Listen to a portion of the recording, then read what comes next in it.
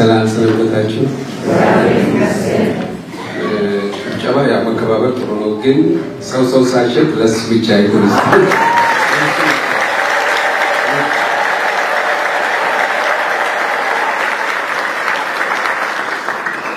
ለሱ ከሆነ እኛ ጋር ለሰው ሲጨበጨብ ቢል ለእግዚአብሔር ግን ሙሉ አሜን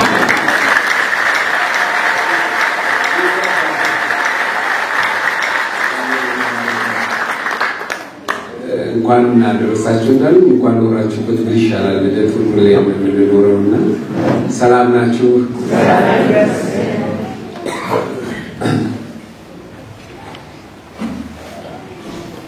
አብረን በልብ ያስቀመጠውን አብረን እንካፈላለን እግዚአብሔር ምሕረት አድርጎልናል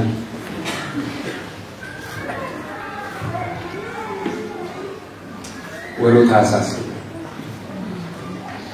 በግዕዙ አሰሰ ፈለገ ተመኘ ተመራመረ አገኘ ማለት አገኛለሁ መስሎኝ በታሳስ መስሎኝ ይገኛል አሜን አሜን ዛሬ ተባረከን አሁን ቆመን እግዚአብሔር ቃል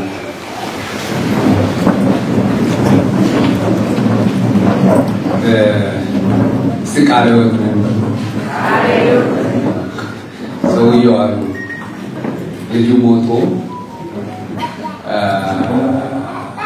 ቀብር ሄደው ምን ገደለው ሲባል ካለስሙ ካቅሙ በላይ ስም አሸክሞት ስሙ አፈሮት ገደለው እና ቃሪዎት ከሆነ ደግሞ ሁሌም ከምን ጋር መናያዘ ከቃሉ ጋር ታዲያ ሁሌ ማንበብ አለብን እግዚአብሔርን ቃል ልጅቷ መጽሐፍ ገዛችና ስታነብ አልጣማት ሸፍራ ወረወረች እና ከጥቂት ጊዜ በኋላ ጮኛ አገኘች ተዋወቃት ልቧን ስንጥቅ ብቻ ከሷ አምልጣ ሄዳ አንድ ነገር ለማየት አለች ሆነችና ከሸፍሩ ላይ ስታንሳው ያንን መጽሐፍ የጻፈው እሱ ጮኛ ማንበብ ጀመረች እየጣፈጣ ምን ይዟል ፍቅር ይዟል ኢየሱስን የሚያፈቅር ሰው ይሄንን ማንበብ ነው ያለብን አሜን በሏ ኢየሱስን ታፈቅረዋለህ ትወዳለህ ወይ መለኪያው ቃሉን መስማት ቃሉን ማንበብ ነው በሉት ማቴዎስ ወንጌል ላይ ምዕራፍ 2 ነው የምናነበው ኢየሱስ በጌታችን በመድኃኒታችን በኢየሱስ ክርስቶስ ስም እናንተ እግዚአብሔር ቅዱሳን ይሄንን የህይወታችን መሰረት የሆነው እግዚአብሔር ቃል እንድትሰሙ በትህትና ጠይቃለሁ ኢየሱስ በይሁዳ ቤተልሔም በንጉሥ ሄሮድስ ዘመን በተወለደ ጊዜ እነሆ ሰብአ ሰገል የተወለደ አይሁድ ንጉሥ ወዴት ነው ኮከቡን በምስራቅ አይተን ለሰግደት መጥተናል እያሉ ከምስራቅ ወደ ኢየሩሳሌም መጡ ንጉሡም ሄሮድስ ሰምቶ ደነገጠ ኢየሩሳሌም ሁሉ ከእርሱ ጋር የካህናት አለቆች የሕዝብ ጻፎች ሰብስበው ክርስቶስ ወዴት እንደሚወለድ ጠየቃቸው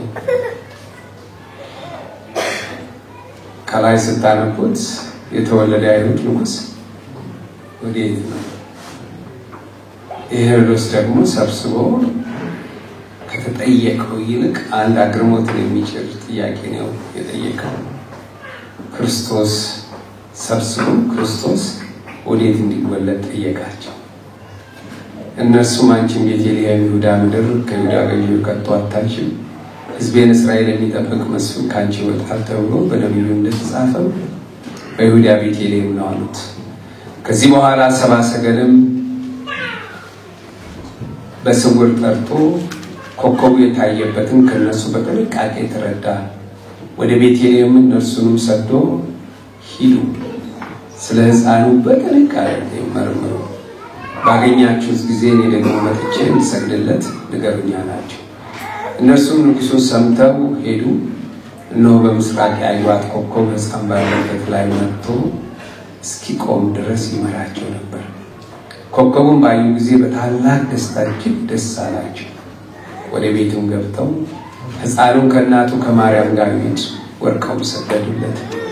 ሳጥናቸውን ከፍተው እጅ መንሻ ወርቅ ዕጣን ከርቤ ያቀረቡለት። ወደ ሄሮድስም እንዳይመለሱ በሕልም ተረድተው በሌላ መንገድ ወደ አገራቸው ሄዱ። ቅዱስ ጻድቅ ሆንክ የዘላለም አምላክ በዕድሜ ላይ ዕድሜ ጨምረህ ይህችን ቀን ደግሞ በዚች በቤት ጣሪያ ስር ተሰብስበን ስምህን እንድንጠራ እድል የሰጠህን እግዚአብሔር ሆይ ይህችን እድል ተመኝተው ያላገኙ ብዙዎች ናቸው።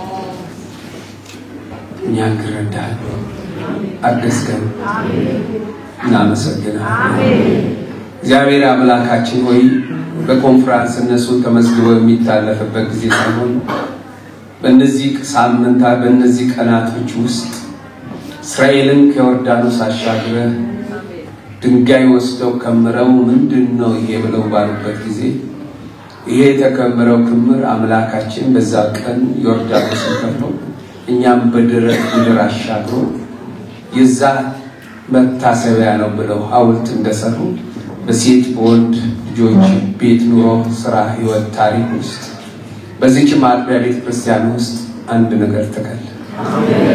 ዞር ሲሉ ልጆቻቸው ስል ያን ቀን የሚሉበትን ቀን ይሆንልን ለምንሃለን። እግዚአብሔር ሆይ በዚህ ቦታ ብዙ ሰባኪ እጅግ የላቀ አስተማሪዎች ብዙ ዘመን አይተናል። ዘማሪዎች ቆመዋል። አሁን ግን ፈቀን የተጠማን የተራብነው ሰባኪ አይደለም፣ ዘማሪም አይደለም፣ አምልኮም የሚመራን አይደለም፣ አንተን ነው ጌታ።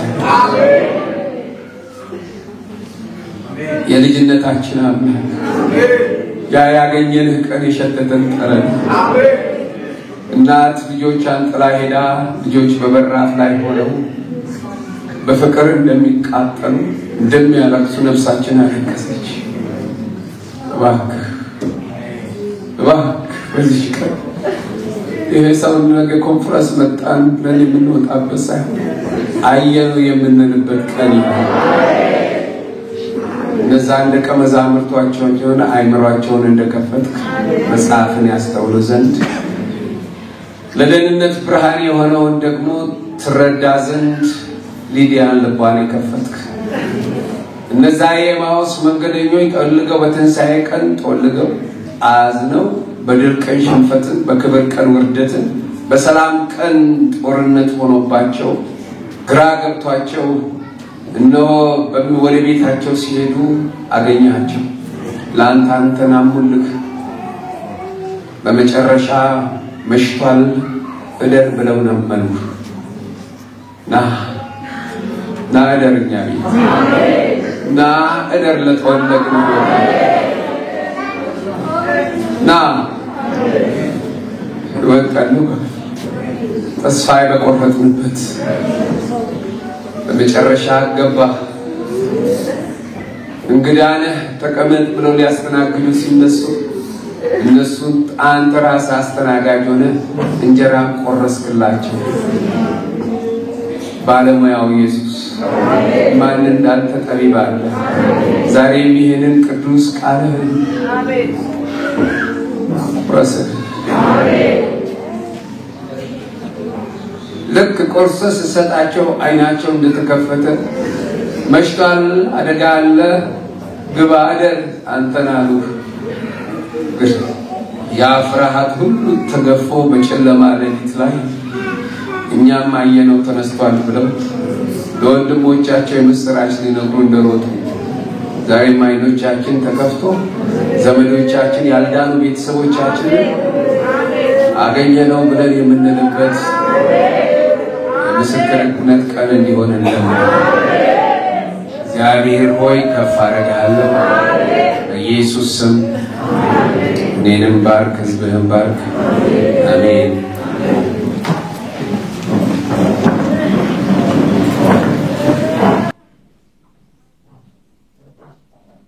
እስቲ ያልዳነ ቤተሰብ ያላችሁ ብድግ በሉ።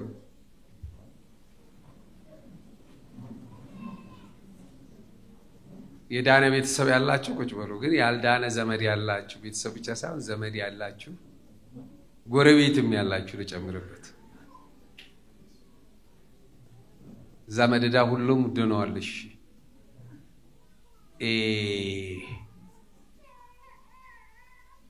ዘመዶቻችሁን ጎረቤቶቻችሁን በጣም የምትወዱ በጌታ እውነት ነው የምጠይቃችሁ። ዘመዶቻችሁን የምትወዱ የምትጠሉ አታንሱ። ሲኦል ይግቡ መንግስተ ሰማያት። እንግዲህ አውስ አንድ ነገር በስራ ልስጣችሁ። በዚህ 2 ቀን ውስጥ ለ5 ሰው መስከራችሁ ለዘመዱ በስልክ ከሌሉ በስልክ ካሉ በጋሃድ ሄዳችሁ ይሄንን ኢየሱስን መስከራችሁ ስማቸውን ይዛችሁ ቁጥራቸውንም ቸርች አምጡ። ቸርች ለሚቀጥለው ዓመት ድረስ ትጸልይበታለች። የሚቀጥለው እነሱ ተረኛ እናንተ ወጣቱልና እነሱ ይገባሉ። እና ተስማማ ቃል የሚገባልኝ በቃ 5 ሰው እናንተ ደግሞ ወስዳችሁ ይጸለይበት። አሜን። ተባረኩሽ። ይሄንን እንዳትረሱ በጌታ ፊት ነው።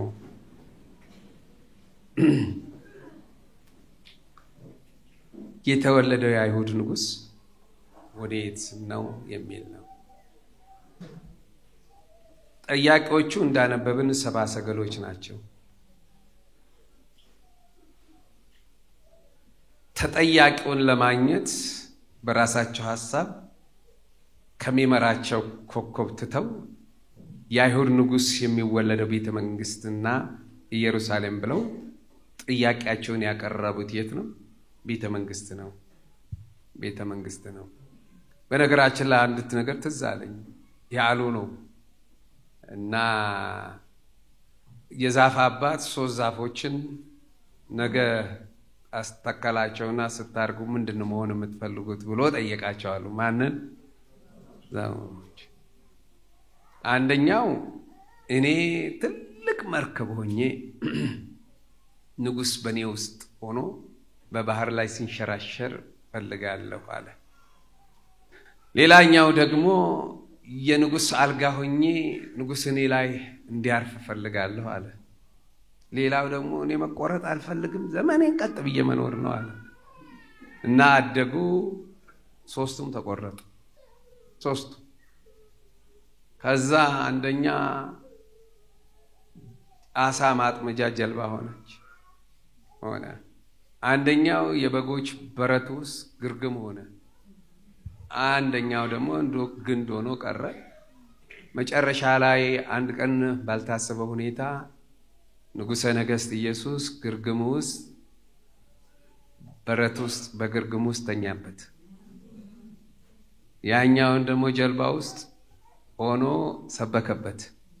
ያኛው መስቀል ሆኖ ይሄው ይጠራልና እንዴት እንደሚከብር አናቅም። ይክበር። እኛ በምንወደው መንገድ ሳይሆን እሱ በወደደው መንገድ በእኛ ህይወት ይክበር። እንግዲህ ዛሬ ጥያቄ ነው። የተወደደው የአይሁድ ንጉስ ወዴት ነው? እንዳልኳችሁ ጠያቂዎቹ 70 ሰገላቸው። ተጠያቂውን ለማግኘት ከሚመራቸው እውነት ተፋልሰው በልምዳቸውና በተመክሮ ሌላ አቅጣጫ ሄደው ጥያቄ ያቀረቡ። መቼም ሰው ሰይጣን ከያዘው ይልቅ ልምድ የያዘው ሰው ነው አደገኛ። ሰይጣን በኢየሱስም ይለቃል፣ ልምድ ግን አይለቅም። እና ተመክሯቸው፣ ዕውቀታቸው፣ ልማዳቸው ንጉስ ከሆነ የት ነው የሚወለደው ብለው ነው። እቺ ውሃ ብትተዋትስ ወይ ያባቴ ልጅ ባይጠጡስ? እኔ ሰጨርስ ይጠጣሉ በደንብ አድርገው 2 ስጣቸው። እና እንደጀመር ነው መጨረስ ካልሆነ ወደ አእምሮና ወደ ዕውቀት ስንመሄድ አደጋ ውስጥ ነው የምንከተው።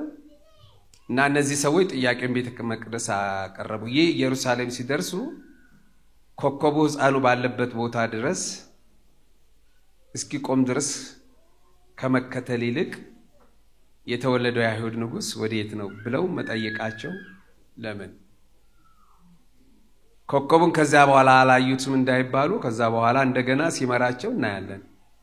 ሄሮድስ ጋር የአይሁድ ሊቃውንት ጠርቶ እሱ ደግሞ ሌላ የሚገርም ጥያቄ ነው የጠየቀው። እነሱ የጠየቁት ምንድነው? የአይሁድ ንጉስ ወዴት ነው? እሱ ደግሞ ምንድነው ያለው? ክርስቶስ። እሱ አግርሞትን ነው የሚጨረው። ክርስቶስ የት ነው የሚወለደው ብሎ ነው የጠየቃቸው። ይሄ አግርሞትን ነው የሚጨረው። ይሄ አስገራሚ ነገር ነው። የጌታ ስሞችን ስንመለከት ልጅም ትወልጃለሽ እርሱም ሕዝቡን ከኃጢአት ያድናቸዋል ስሙ ማን ነው? ኢየሱስ ትይዋለሽ አለ። ለዮሴፍም በማቴዎስ ወንጌል 1:21 ላይ ይሄንን ነው።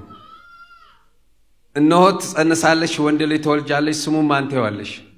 ኢየሱስ።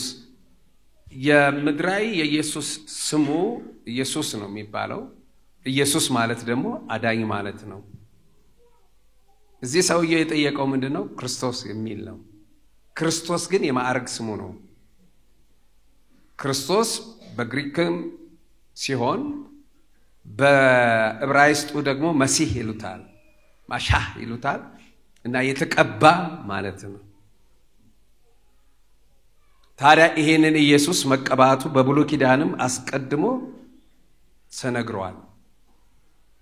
በመዝሙር 22 ላይ መዝሙር 2 ላይ ሄደን ስናይ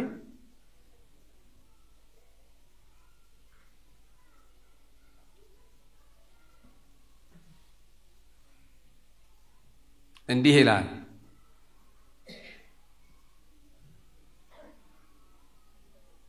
እኔ ግን ንጉሴን ሾምኩኝ በተቀደሰ ተራራዬ በጽዮን ላይ ትእዛዝን እናገራለሁ። እግዚአብሔር አለኝ አንተ ልጄ ነህ ምን አድርጌያለሁ? እኔ ዛሬ ወለድኩህ ይላል።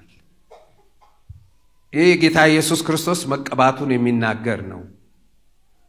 በመዝሙር 47 ቁጥር 7 ላይም ጽድቅን ወደድክ አመፅን ጠላ፣ ስለዚህ ከባልንጀሮች ይልቅ እግዚአብሔር አምላክ በደስታ ምን ዘይት ቀባህ ይላል። ክርስቶስ ማለት ምን ማለት ነው? የተቀባ ማለት ነው። የተቀባ ማለት ነው። አምላክ ሰው ሆነ እንጂ ሰው አምላክ ሆነ አይደለም ዛሬ የምናከብረው። ክርስቶስ ቅድመ ዓለም ያለ እናት ከባህሪ አባት፣ ድህረ ዓለም ያለ አባት ከቅድስት ማርያም በስጋ ተወልዷል። ኢየሱስ ክርስቶስ መጀመሪያ የለውም፣ ነገር ግን በመጀመሪያ ነበር። ኢየሱስ መጀመሪያ የለውም፣ በመጀመሪያ ተብሎ የሚጠራ አምላክ ነው። ክብር ለማን ይሁን? እንግዲህ አሁን ስትሉት ክርስቶስ አብ ቅድመ ዓለም ያለ እናት ከማን የተወለደው? ከአባቱ ከባህሪ አባቱ ተወለደ። ፈቃዱ ነው። ስም ልጅ አለ። የመጀመሪያ ልጅ ማን ነው? አቤኔዘር። አቤኔዘር ከመወለዱ በፊት አንተ ምንድነህ ለባለቤቱ? በለዋ ምን ነበረ? አባት ተብሎ ይታወቃል? አይታወቅም። መቼ ነው አባት የሆነው? በአገር ቤት፣ በተለይ በአገር ቤት ውስጥ ስታዩ በጣም ከሚገርመው ነገር እኔ በተወለድኩበት አካባቢ ላይ አባገሌ ይባላሉ። የማን አባት ነው? የገሌ አባት ነው። አባት በልጁ አይታወቅም፣ በስሙ አይታወቅም። ብዙ ጊዜ አገር ቤትም እንደሆነ ታውቁ እንደሆነ አባትየው የሚገልጠው ማን ነው? ልጁ ነው። የገሌ አባት ይባላል። ልክ ነኝ አይደለም? አብን ያየ ማንም ማን ገለጠው? በአባቱ እቅፍ ያለው አንድያ ልጁ ምን አደረገው? ገለጠው፣ አሳየን፣ አስረዳን። አሜን። አዎ። እና ፈቃዱ አቤኔዘር ነው ልጅ አቤኔዘር። ከአቤኔዘርና እሱ አባት ለመሆን አቤኔዘር ልጅ ከመሆን የት ነው ቀደመው? እሺ እስቲ አስቡት። ከዛ በፊት ባል ነበረ። መቼ ነው ልጅ የሆነው አባት የሆነው ፍቃዱ? ልክ ልጁ ሲወለድ ነው። ልጅ የሆነው መቼ ነው? ሲወለድ። ማን ይቀድማል? እኩላቸው። ኧረ እኩላቸው ተው። እሺ እንደገና ላስረዳ። እሱ ምን ነበር ለባለቤቱ? ባል። መቼ ነው አባት የሆነው? መቼ? ልክ ልጁ ሲወለድ ምን ሆነ? ልጁስ መቼ ነው ልጅ የሆነው? የቱ ቀደመ? ታው በቃ እናንተ አይገባችሁም። እኩላቸው አይቀዳደሙም። ይሄኛው አባት ለመሆን ይሄ ልጅ ለመሆን እኩል ነው። ልክ ነኝ አይደለም? ልክ ነኝ? አዎ ልክ ነው። ስለዚህ አብ ወልድን አይቀርመውም። ሁለቱም እኩል ናቸው። ስለዚህ ኢየሱስ ክርስቶስ ከአባቱ ባህሪ ስንል እሱን ነው። እንግዲህ ጌታ ኢየሱስ ክርስቶስ እንዳልኳችሁ መቀባት ነው። በሐዋርያት ሥራ ምዕራፍ 4:27 ላይ በቀባኸው በቅዱስ ብላቴና በኢየሱስ ስም አለ። በምን ባደረከው? ቀባው። ስሙ ምን ማለት ነው? ክርስቶስ ነው። በእርሱ የመለኮት ምላት በሰውነት ተገልጦ ይኖራል ይላል። ይሄ መለኮታዊ ኢየሱስ ክርስቶስ መለኮታዊ ነው። እሱን መጣበታለሁ። እንዲህ ይላል፣ እነርሱም ንጉሡን ሰምተው ሄዱ። እነሆ በምስራቅ ያዩት ኮከብ ባለበት ላይ መጥተው አስቆሞ እስኪቆም ድረስ ምን ያደርጋቸው ነበር? መጀመሪያ ከልምድ ተመክሮ ከእውቀት ምን አደረጉ? ከሚመራቸው ኮከብ ስተው የለመዱት ላይ መጥተው ቤተ መንግስት ሄደው ጣጣ መጡ። በመንፈስ ጀምረን በስጋ ስንጨርስ ጣጣ እናመጣለን። ያልተጠበቀ አደጋ ውስጥ ነው የምንገባው። እና ሄሮድስ ደግሞ ካህናትን ጽፎ ኢየሩሳሌም ሰምተው መወለዱን ደነገጠ ይላል። 75 ዓመቱ ነው ሰውየው። ደነገጠ ይላል። እሱ ብቻ ሳይሆን ማን የደነገጠው?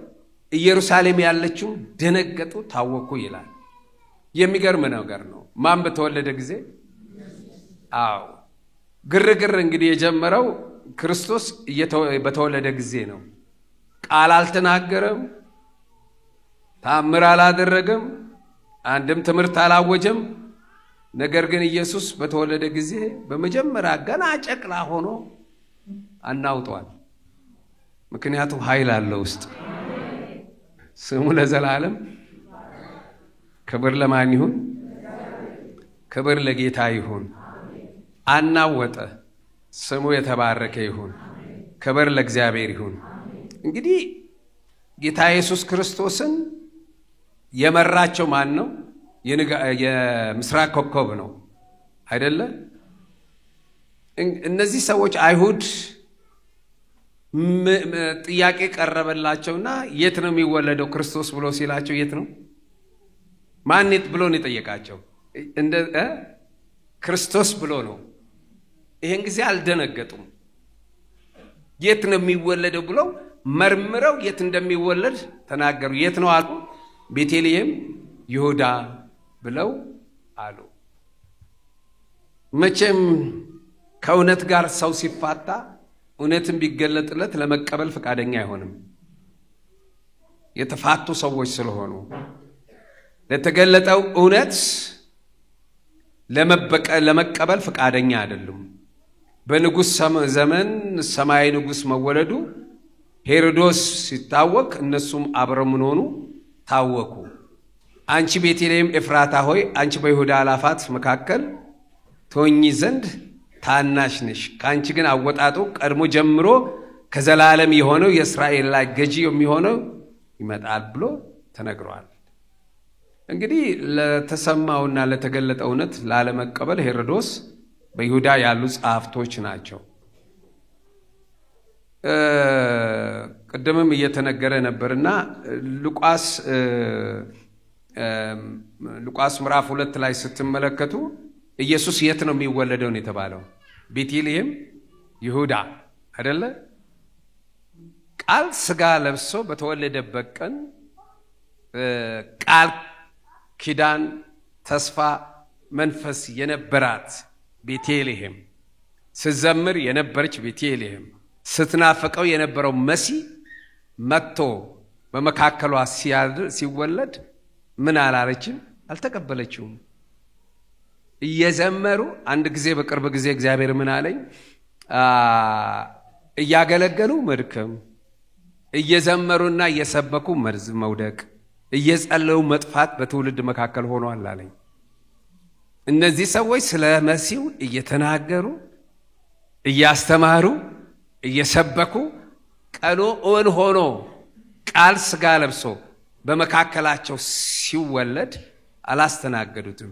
ይታያችሁ የ9 ወር ጉስ ምጥ ላይ ያለች ሴት በር እየተንኳኳ እባካችሁ ሲባሉ ሁሉም ቤታቸውን በእንግዳ ዘግተው ሞልተው ጌታ ኢየሱስን ማስተናገድ አልፈለጉም። በነገራችን ላይ መጽሐፍ ቅዱስ በረት እንደተወለደ አይነግረንም። ምክንያቱም ተወልዶ የተጠቀልሎ የት ነው የተገኘው? ግርግም ውስጥ ነው እንጂ ምናልባትም መንገድ ላይ ሊሆን ይችላል። እርግጠኛ አይደለም። መጽሐፍ ቅዱስ በረት ተወለደ አይለንም። ተጠቅልሎ የተገኘበትን ቦታ ነው። ቃል ያላቸው ተስፋ ያላቸው ኪዳን ያላቸው መልሳቸው ሲመጣ መተላለፍ መንፈሳዊ መተላለፍ ማለት ይሄ ነው። የእግዚአብሔርን ጊዜ በሰው ጊዜ የእግዚአብሔርን ሐሳብ በሰው ሐሳብ መቀየጥ አላስተናገዱትም። ማንን? ኢየሱስን።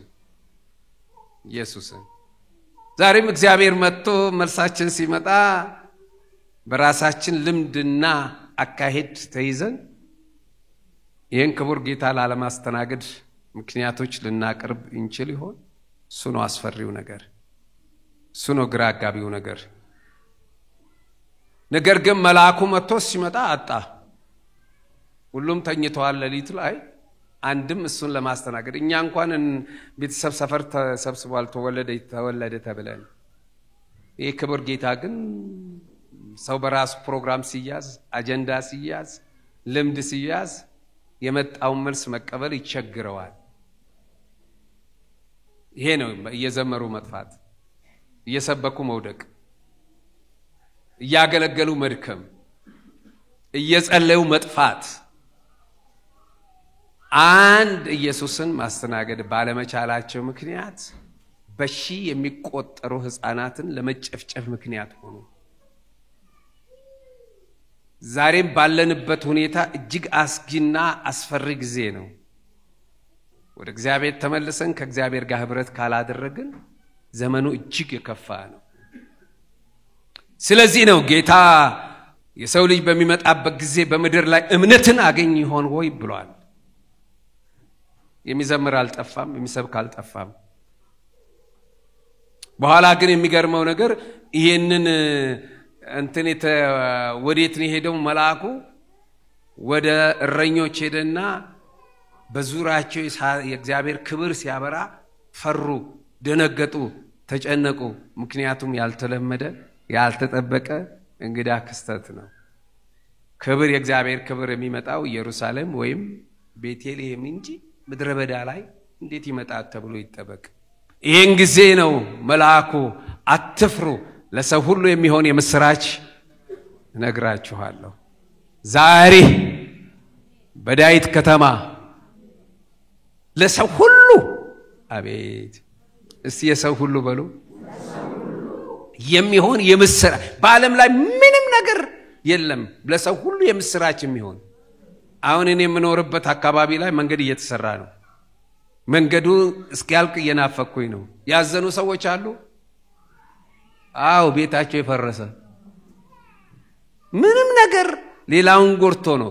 ይሄኛው ግን ለሰው ሁሉ ነጭ ይሁን ጥቁር፣ ሀብታም ይሁን ድሃ፣ ወንጀለኛ ይሁን ዳኛ፣ ለሰው ሁሉ የሚሆን የምስራች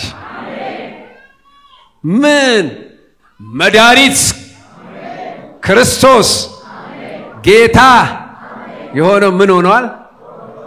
ዋው! እስቲ መድኃኒት ብላችሁ ጮክ በሉ። ዶክተር ይረዳኛል። እንግዲህ ስለ መድኃኒት ስታስቡ WHO ህግ መሰረት አንድ ማህበረሰብ አንድ ህዝብ መድኃኒቱን እንዲጠቀም መደረግ ያለበት ሁለት ነገሮች ማሟላት አለበት የት እንደተሰራ ሁለተኛ ኤክስፓየርድ ዴቱ መጻፍ አለበት ያለዛ ማንንም ሰው ሊጠቀም አይፈቀድም ይሄ እንዳይሆን መንግስት ተቋም መስርቷል አሁን ታማችሁ ሆስፒታል ስትሄዱ ከዛ ዶክተሩ ወረቀት ሲሰጣችሁ ፋርማሲ ስትሄዱ ያገር ውስጥ ነው የህንድ ነው የምትፈልገው የአውሮፓ ይላችኋል በሽታው አንድ መድኃኒቱ አንድ ግን ከተሰራበት አገር የማዳን አቅም ልዩነት አለው ኤክስፓየርድ ዴት ጽፋል ዛሬ የምነግራችሁ መድኃኒት ሜድ ኢን ሄቨን ነው ከሰማይ የመጣ ነው አልተፈጠረም አልተሰራም የተወለደ መድኃኒት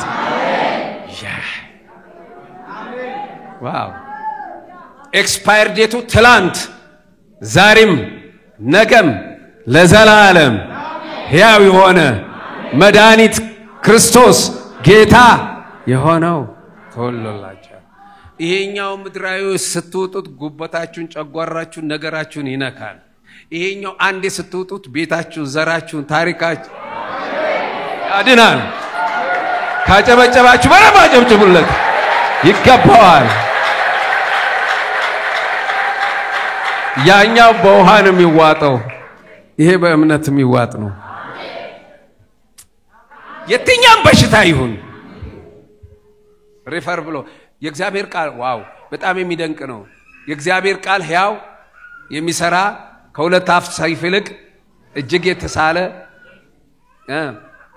ነፍስን ጅማትን ቅልጥምን የሚመረምር በሱ ፊት አንድም የተሰወረ የለም ይላል ዋው እንግዲህ ተመልከቱ ትልቅ በጣም ሪፈራል ሆስፒታል ማለት ነው እዛ ሪፈራል ሆስፒታል ውስጥ መድኃኒት አለ ሃሎ ኤምአርአይ አለ ሰርጀሪ ክላስ አለ እየሰማችሁ ነው የእግዚአብሔር ቃል ምንድነው ያው ነው በለዋ ምን ማለት ነው ኤክስፓየር ዴት የለውም ማለት ነው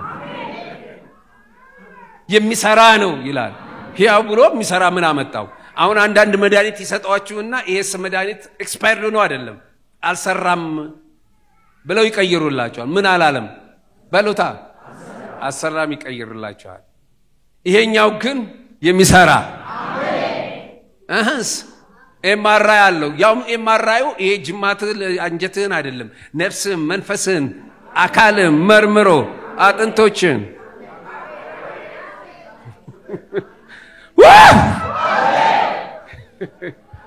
መርምሮ አሁን እነ ዶክተር መርምረው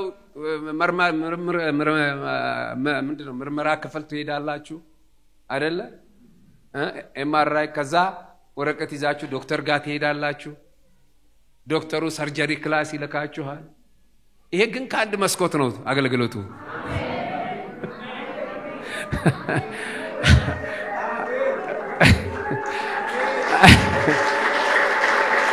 ተወልዷል መድኃኒት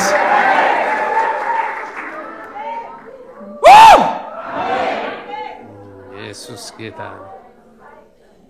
የገረመኝ እሱን ሰብካር መለሳለሁ የገረመኝ ድንገት ይላል የሰማይ ሰራዊቶች ይላል እንግዲህ ሰማይ ሰራዊቶች ስራ አላቸው አሁን ሚኒስተሮች ማለት አገልጋይ አይደል ሚኒስተር ማለት ነው አገልጋይ ነው ሰዎቹ ፒኤቲ ይዘው አስፈራሩን እንጂ እኮ አገልጋይ ናቸው ምን ነው አገልጋይ ናቸው ነው አይደሉም ነው ይሄ ደግሞ ሰማያዊ መንግስት እኮ ነው ሰማያዊ መንግስት አገልጋዮች አሉት ሚኒስተሮች አሉት የመከላከያ ሚኒስተር ሚካኤል ነው የማስታወቂያ ሚኒስተር ገብርኤል ነው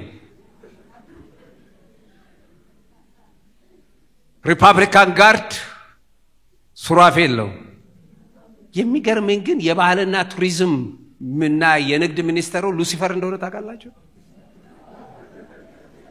ምክንያቱም ከበሮና እምቢልታ ማማን እጅ ነው ባንተ እጅ ነበር ንግዱ ባንተ እጅ ነው ያለው ስለዚህ ንግዱን የሚያጦዘው እንደዚህ ለዚህ ነው ባህልና ቱሪዝም ሚኒስተሩ ማን ነው ሉሲፈር ነው ስለዚህ የትኛውም ዘርህ በስተጀርባ አውሬው አለ ምንም ዩኔስኮ አስመዝግብ የፈለክበት ወጋሁት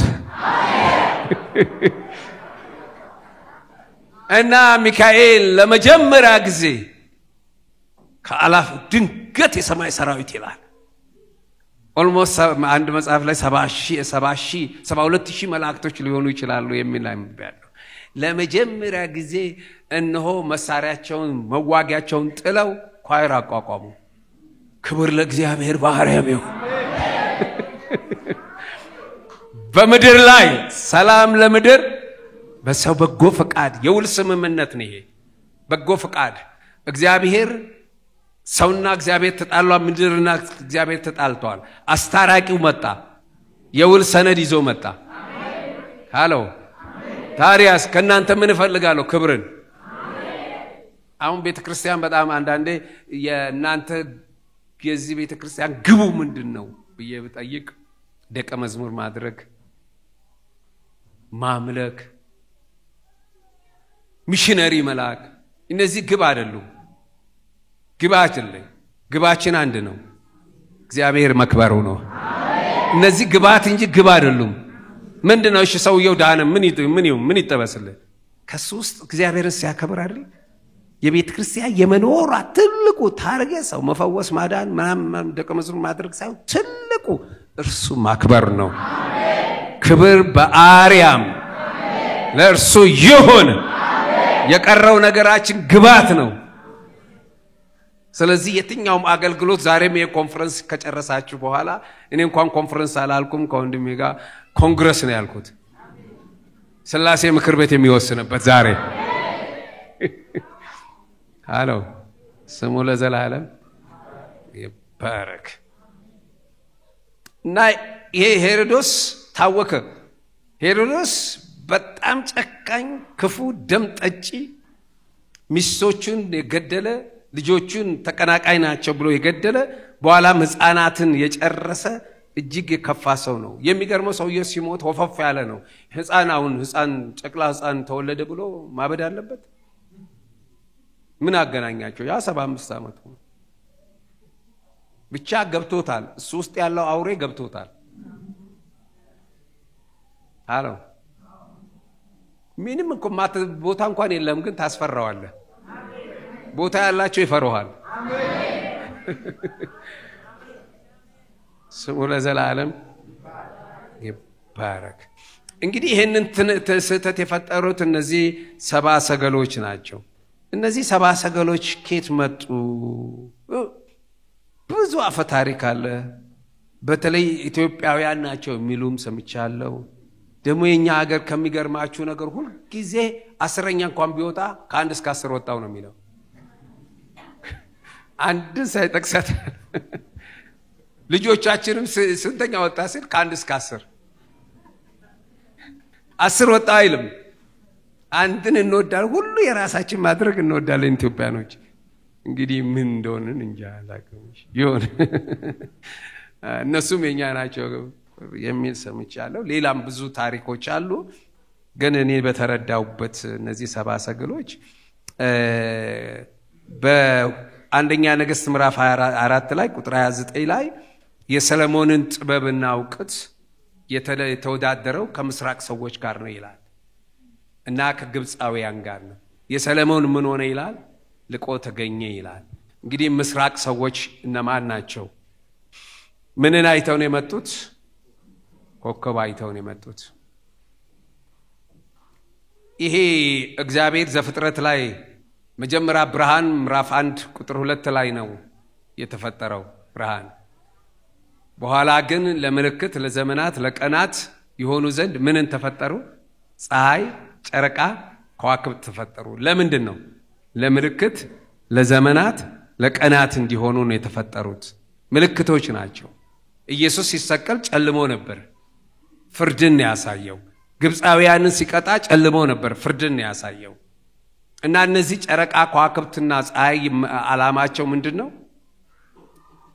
እንደዚህ ይላል ብርሃንን በሰማይ ጠፈር ይሁን ለምልክት ለዘመናት ለዕለታት ለዓመታት ይሁን በመድር ላይ ያብሩ ብሎ እግዚአብሔር አለ አይደለ ጠቢባን የምስራቅ ምሁራን ለአሕዛብ ሁሉን የሚገልጥ ብርሃን ይመጣል ተብሎ ለአሕዛብ ብርሃን ይገልጣል ተብሎ እነዚህ ሰዎች ሰባ ሰገሎች የመጡት ከምስራቅ ነው ተብሎ ነው የሚባለው እንግዲህ እነዚህ ሰዎች በዘመኑ የሃይማኖት የነገስታት አማካሪዎች የሃይማኖትና የፖለቲካ ትልቅ ስልጣን አማካሪዎች ነበሩ እንደምታውቁት በዳንኤል ምዕራፍ 2 ላይ ስታነቡ ዳንኤል 1 ላይ ስታነቡ ዳንኤልና ጓደኞቹ ድሮዚ ሲቪል ሰርቪስ የሚባል ነበር አሁን አለ ዩኒቨርሲቲው ካድሬዎች የሚገቡበት አለ አሁንም ካድሬ ይገባል እሺ ለኪንግ ምንድነው እሱ ሲቪል ሰርቪስ ነው የሚባለው ያኔ ዩኒቨርሲቲው ኪንግ ሰርቪስ የሚባል ነው ንጉሱን ሊያማክሩ የሚችሉ 3 አመት ተኩል የሚሰለጥኑ በዛ ዩኒቨርሲቲ ውስጥ ነው እና እነዚህ እንትኖች ከጥንቆላ ጋርም የተያያዘ ነገር አላቸው ኮከብ ቆጣሪዎች ናቸው ጥንቆላ ባህሪ ያላቸው በስነ ፍጥረትና በስነ ዕፅዋት እንስሳት በስነ ጽሁፍ በአስተዳደር በኢኮኖሚክስ ባዮሎጂ ሂሳብ ሳይንቲስቶች በስነ ፈለክና ህክምና ሳይንስ በተፈጥሮ ዛሬ ላለው መሰረት የሆኑ እነዛ ሰዎች ናቸው ዛሬ ላለው ምርምርና ጥናት ናቸው ባዮሎጂን ኢኮሎጂን እነዚህን ያጠኑ ነበር የማን አማካሪ ናቸው የነገስታት አማካሪ ናቸው እነዚህ ሰዎች ናቸው ምስራቅ ሰዎች ተብለው የተጠሩት እነዚህ ሰዎች እንዴት መጡ ኮከቡን የምስራቅን ኮከብ እንዴት በምን መገለጥ ነው የመጡት ብላችሁ ብትጠይቁኝ መሰረታዊ ነገር በምዕራፍ 2 ላይ ዳንኤል ላይ ህልም አለመ ንጉሱ ስለዚህ ህልሙንም ፍቺውንም አምጡ ብሎ አዋጅ አወጀ እነዚህ ጠቢባን እነዚህ ሳይንቲስቶች ሁሉ ተሰብስበው ይሄን ነገር እንዲያመጡ ሲጠየቁ አልቻሉም ስለዚህ ንጉሱ አንድ ውሳኔ ወሰነ ምን የሚል ውሳኔ ጠቢባንና ጸሐፍት ከዋክብት ተቆጣጣሪ እነዚህ በዚህ ዩኒቨርሲቲ በኪንግ ሰርቪስ ዩኒቨርሲቲ ውስጥ የተማረ ተማሪ በጠቅላላ እንዲገደል አዋጅ ታወጀ ሞት ወደና ዳንኤል ሲመጣ ዳንኤል የፍርድ አስፈጻሚውን አካል ጠራውና ንጉሱ ለምን ቸኮለ ለኛ ጊዜ ይሰጠን ምን ልታደርጉ ምስጢርን የሚገልጥ በሰማይ አምላክ አለን ብቻ ጊዜ ይሰጠን ብለው ተንበረከኩ ሰዎቹ እና ምስጢሩ ተገለጠላቸው ለንጉሱ ሄደው ሲነግሩት ያ ከኪንግ ሰርቪስ የተመረቀ ምሩቃን እንዲያልቁ የተወሰነ ውሳኔ ተሻረ ሞትን አስቆሙ አሜን ይሄ ታሪክ በእነዚህ ምስራቅ ሰዎች ታሪክ መዛግብት ውስጥ ጎልቶ የተጻፈ ነው ስለዚህ የነ ዳንኤል ምስጢር ምንድነው ከፍታቸው ምንድነው ስኬታቸው ሲባል የእግዚአብሔር ቃል ነው አሉ ስለዚህ ሲያጠኑ ያገኙት ክፍል ደግሞ ኢሳይያስ ነው ከኢሳይያስ ውስጥ ደግሞ ኢሳይያስ ምዕራፍ 9 ላይ እንዲህ ይላል ነገር ግን ተጨቃለ ነበር ጨለማ አይሆንም በመጀመሪያ ዘመን የዛብሎን የነፍታሌም ምድር አለቃ በኋለኛው ዘመን ግን በዮርዳኖስ ማዶ በባህር መንገድ ያለውን አሕዛብ ገሊላ ያበራል በጨለማ የሄደስ ህዝብ ምን አየ ብርሃን አየ በሞት ጥላ ሀገር ለኖሩ ምን አወጣላቸው ብርሃን አወጣላቸው ይላል ይሄ ሞት የሚያስቆም ጨለማን ወደ ብርሃን የሚለውጥ የነ ዳንኤል አምላክ ብለው ሲመረምሩ የዚህን ታሪክ ሊፈጽም የሚችለው ማን ነው ብለው ሲሉ እነሆ ሕፃን ተወልዶልናልና ሕፃን ተሰጥቶናል አይደለ ምንድነው የሚለው ሕፃን ተወልዶልናልና ወንድ ልጅ ተሰጥቶናል አለቅነቱ በጫንቃ ላይ ይሆናል ስሙ ድንቅ መካር ኃያል አምላክ የዘላለም አባት የሰላም አለቃ መንግስቱ ፍጻሜ የሌለው ምንን የሚያስቆም ጨለማን ወደ ብርሃን ሞትን ወደ ህይወት የቀየረ ዋው ተመራማሪና ሳይንቲስቶችን ሊያድን የቻለ የነ ዳንኤል አምላክ ስሙ ኢየሱስ የተባለ ክብር ለእግዚአብሔር ይሁን አሜን ክብር ለእግዚአብሔር ይሁን ይሄንን ያጠኑ ሰዎች ይሄንን ሲያጠኑ በነገራችን በ6 የተወለደበት ጊዜ ትንሽ እንትን አድርግ ነው 6 ዓመት ዓለም ላይ የስነ ፈለክ ምሁራን አንድ አግርሞትን የሚጨር ክስተት ተከሰተ። ያ ክስተት እንደዚህ የሚል ነው። በ800 ዓመት አንድ ጊዜ ብቻ የሚከሰተው የከዋክብቶች አደራደር በጥቅምት ወር ላይ ታየ። የዛሬ 2000 ዓመት ህዳር ላይ ታየ። ታህሳስ ላይ ያየ። ልክ ታህሳስ ላይ ከታየ በኋላ ከነዚህ ውስጥ ኮከቡን እያጠኑ እያሉ የምስራቅ ኮከብ ወደ ተወለደው ልጅ ልመራችሁ ፈልጋለሁ አለ። የማን ኮከብ? የምስራቅ ኮከብ። ማንን ለማሳየት? የንጋቱን ኮከብ። ኧረ በደንብ የምስራቅ ኮከብ ማንን ነው የሚያመለክተው? የንጋቱን ኮከብ በሉ እስቲ። ሃሌሉያ ሃሌሉያ። እስቲ ይሄን የንጋት ኮከብ ላሳያችሁ። አዲስ ኪዳን ጴጥሮስ ሁለተኛ ጴጥሮስ 1 ላይ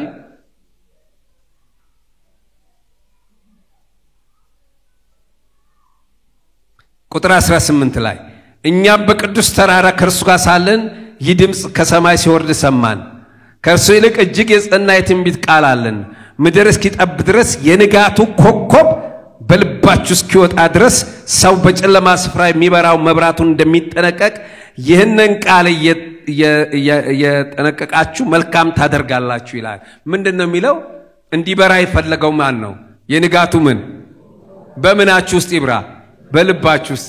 የንጋት ኮከብ ኢየሱስ ምንድነው? እኔ የንጋቱ ኮከብ ነኝ አለ። የዳዊት ዘርና መሰረት። ምን ማለት ነው የንጋት ኮከብ ማለት? የንጋት ኮከብ ማለት ለመርዳት ማለዳ የሚነሳ ቀድሞ የሚገኝ ማለት ነው።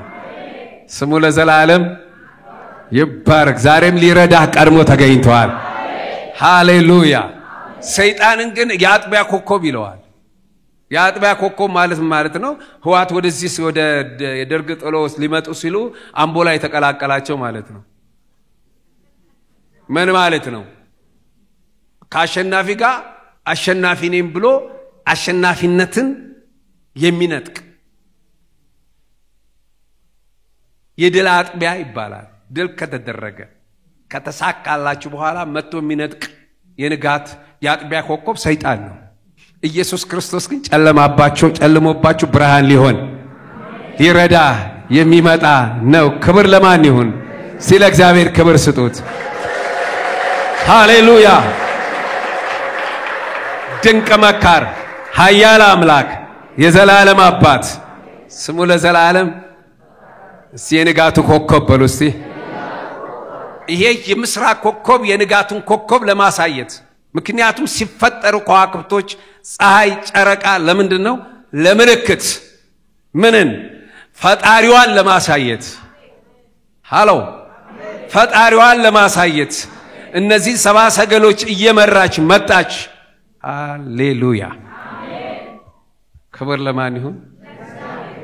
ዋው! ፍጥረት ሁሉ ስለሱ ነው የሚያወጁት።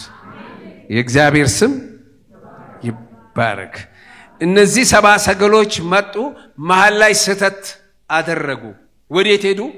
ልክ ኢየሩሳሌም ሲሄዱ ቤተ መቅደስ ሄዱ፣ መንግስት ሄደው የአይሁድ ንጉስ ወዴት ነው ሲጠይቁ ረብሻ ተፈጠረ። ታወኩ፣ ግራ ተጋቡ።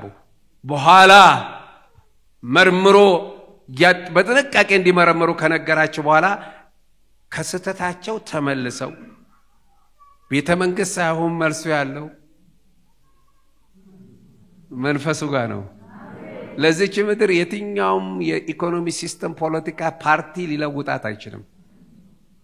የዚች አገር ታሪክ የኔና የናንተ ታሪክ መንፈስ ቅዱስ ብቻ ነው። ያመነ አሜን ይበለኝስ። መፍትሄ ያለው ጌታ ጋር ብቻ ነው። ዓለም ሞክራለች፣ ያልሞከረችው ነገር የለም። እሱ ኢየሱስ ጋር ነው ያለው መልሱ። እና መልሰው ኮከቧን ተከተሏት። ንኩትና ወደ መራህ አምላክ የጀመሪያ የልጅነት አምላክ ጋር ተገናኝ በሉት እስቲ። ብዙዎቻችን አርገናል ከእግዚአብሔር። በነገራችን ላይ ሰይጣን አሉ አንድ ጊዜ ሪፖርት ላይ ያቀርብ ሄዳሉ እግዚአብሔር ጋር እና እግዚአብሔር ሆይ አለው ብርቱነን የሚሉትን ልጆችን ሁሉ ድል አድርጌ አሸንፌያቸው ረታዋቸውና መጣው አለው። ሲለው ምን አልክ ሲለው ብርቱ ነን የሚሉትን ኃያላን ነን የሚሉትን ልጆቹን ሁሉ ድል አድርጌ ዳንን ያሉትን ሁሉ አሸንፌያለሁ አለ። ግን አለው ደካሞችን ግን አቃተኝ። ምክንያቱም አንተ ከደካሞች ጋር ስለምትሆነ። ደካማ ደግሞ ምንድነው የሚያደርገው? ጌታ ሆይ ያለ ይጸልያል። ሃሎ የሚጸልይ እኮ እኔ አልችልም ነው። ሃሎ ዝቅ ያለ እኔ ያለ አንተ መኖር አልችልም። ዋው ሙሴ እንዲህ አለ፣ አንተ ካላወጣህን ከዚህ አታውጣን አለ። እኔ እሱ ብቻ አይደለም እዚህስ መኖር እንዴት እንችላለን? ያለሱ ጠረን ያለሱ ሽታ። ይሄን ቤተክርስቲያን ውስጥ የሚሰራው ታክቲክና ቴክኒክ ገለበጥኩት። የቤተክርስቲያን ራስ እሱ ነው። ያ የልጅነታችን ኢየሱስ ዛሬም እሱ ይምራን። ሃሎ አሁን በምንሄድበት አቅጣጫ በተለይ ቃለ ሕይወቶች አንድ ነገር 100 ዓመታችንን ስናከብር ሁለት እድል ያለን ይወለዳል፣ ያርጋል፣ ያረጃል፣ ይሞታል። መቃብራችን ነው በ100 ዓመቱ። ትንሳኤ ካላመጣን የትንሳኤ ምንጭ ደግሞ ወደ እግዚአብሔር መመለስ ነው። ታድሶ ያስፈልገናል አያስፈልጋል? አሜን በሏ። ስሙ ለዘላለም። እና መጡ። የሚገርም ነው። መተው እነዚህ ሰዎች ምንድነው ያደረጉት? ቤት ነው የመጡት። እረኞቹ የት ነበረ? በረት ውስጥ ነው። አሁን 8 ወር ከ18 ወር ይሆናል ቤት ተከራይተዋል። ማናማ? ዮሴፍና ማርያም ቤት ነው የመጡት። 70 ሰገሎች መኮኮባ መጣችና ቀጥ ብላ ልጁ ቦታ ላይ ስትደርስ ቆመች። እነ ማርያም ጋር አይደለም፣ ዮሴፍ ጋር አይደለም፣ ማን ጋር? ኧረ ንገረኝ። እስጋ ደስ አላቸው፣ አገኙት። የሚገርም ነው። እነዚህ ሳይንቲስቶች፣ ጠቢባን፣ አዋቂዎች ለጨቅላ ሕፃን ትንሽ ሕፃን አምላክ ነህ ብለው ሲሰግዱለት የፈጠርከን አንተ ነህ ሲሉት ካጨበጨባቸው አጨብጭቡለት። ዋው ዋው!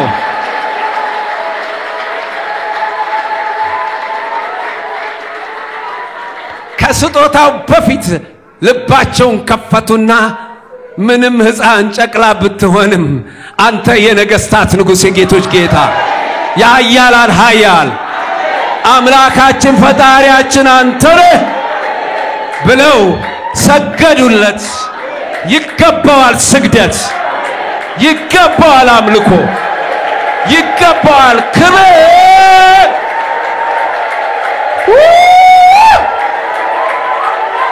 ይገባዋል ይገባዋል ይገባዋል።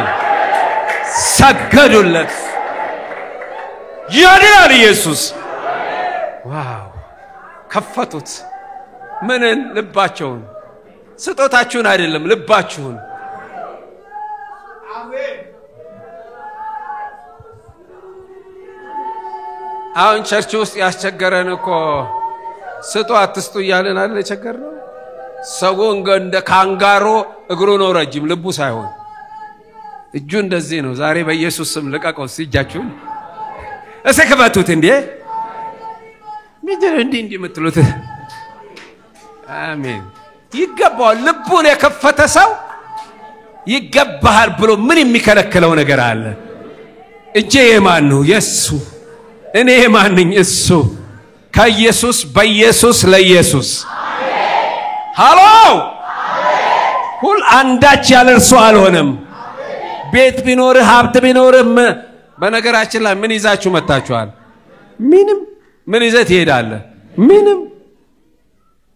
አንድ ማቀው ሰው ያለፈው ነግሬያችኋል። ልጅ ወለደና ከነርስ ጋር ተጣልቶ መጣ እያለ መጣ። የመጀመሪያ ልጁ ነው።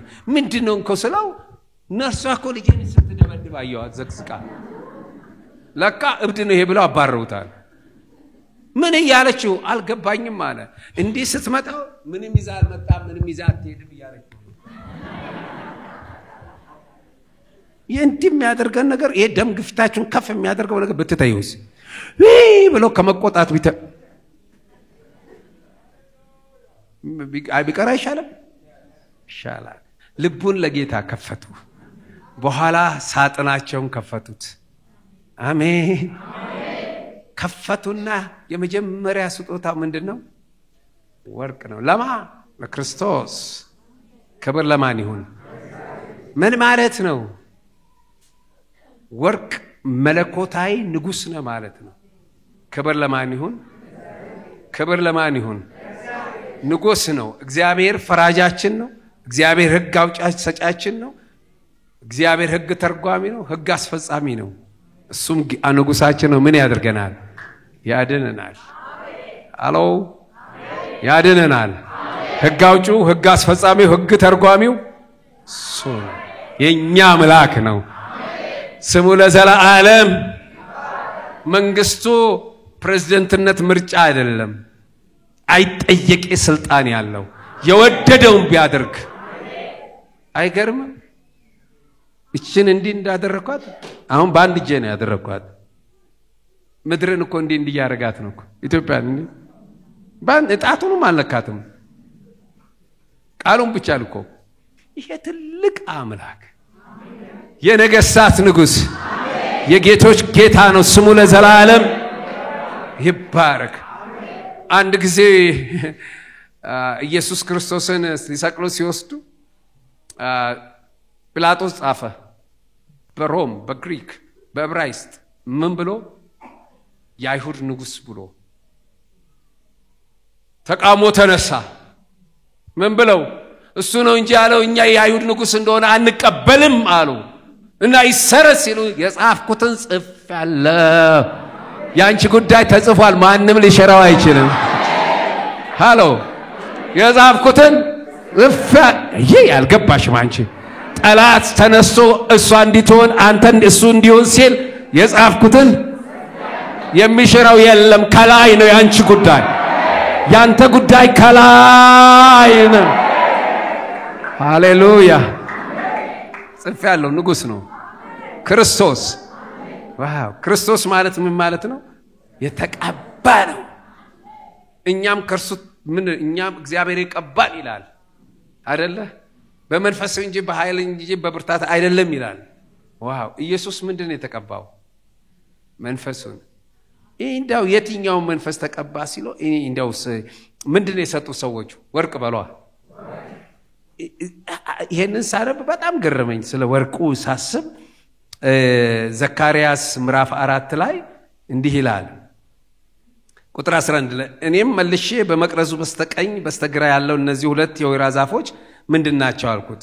ሁለተኛ መልሼ በሁለቱ የወርቅ ቧንቧ አጠገብ የሆነ የወርቅ ዘይት የሚፈሰው እነዚህ ሁለት የወይራ ቅርንጫፎች ምንድናቸው አልኩት። እሱም መልሶ ምን እንደሆነ አታውቁምን አለኝ። እኔም ጌታ ሆይ አላውቅም አልኩት። እሱም በምድር ሁሉ ጌታ አጠገቡ የቆሙ ሁለቱ የተቀቡ እነዚህ ናቸው። የምን ዘይት ይላል? እስቲ ዛሬ ይሄ ዘይት ይፍሰስባችሁ። አሜን። ዋው! የመለኮታዊ ባህሪ ምንድነው?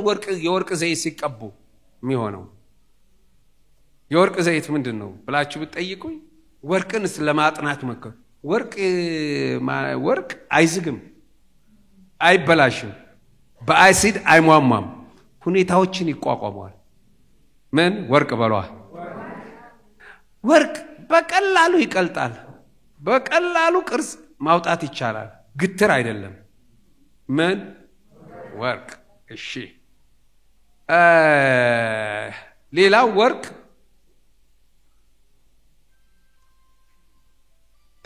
ታዛዥ ነው። የፈለጋችሁትን ቅርጽ ማውጣት ትችላላችሁ። አይደለም ነው?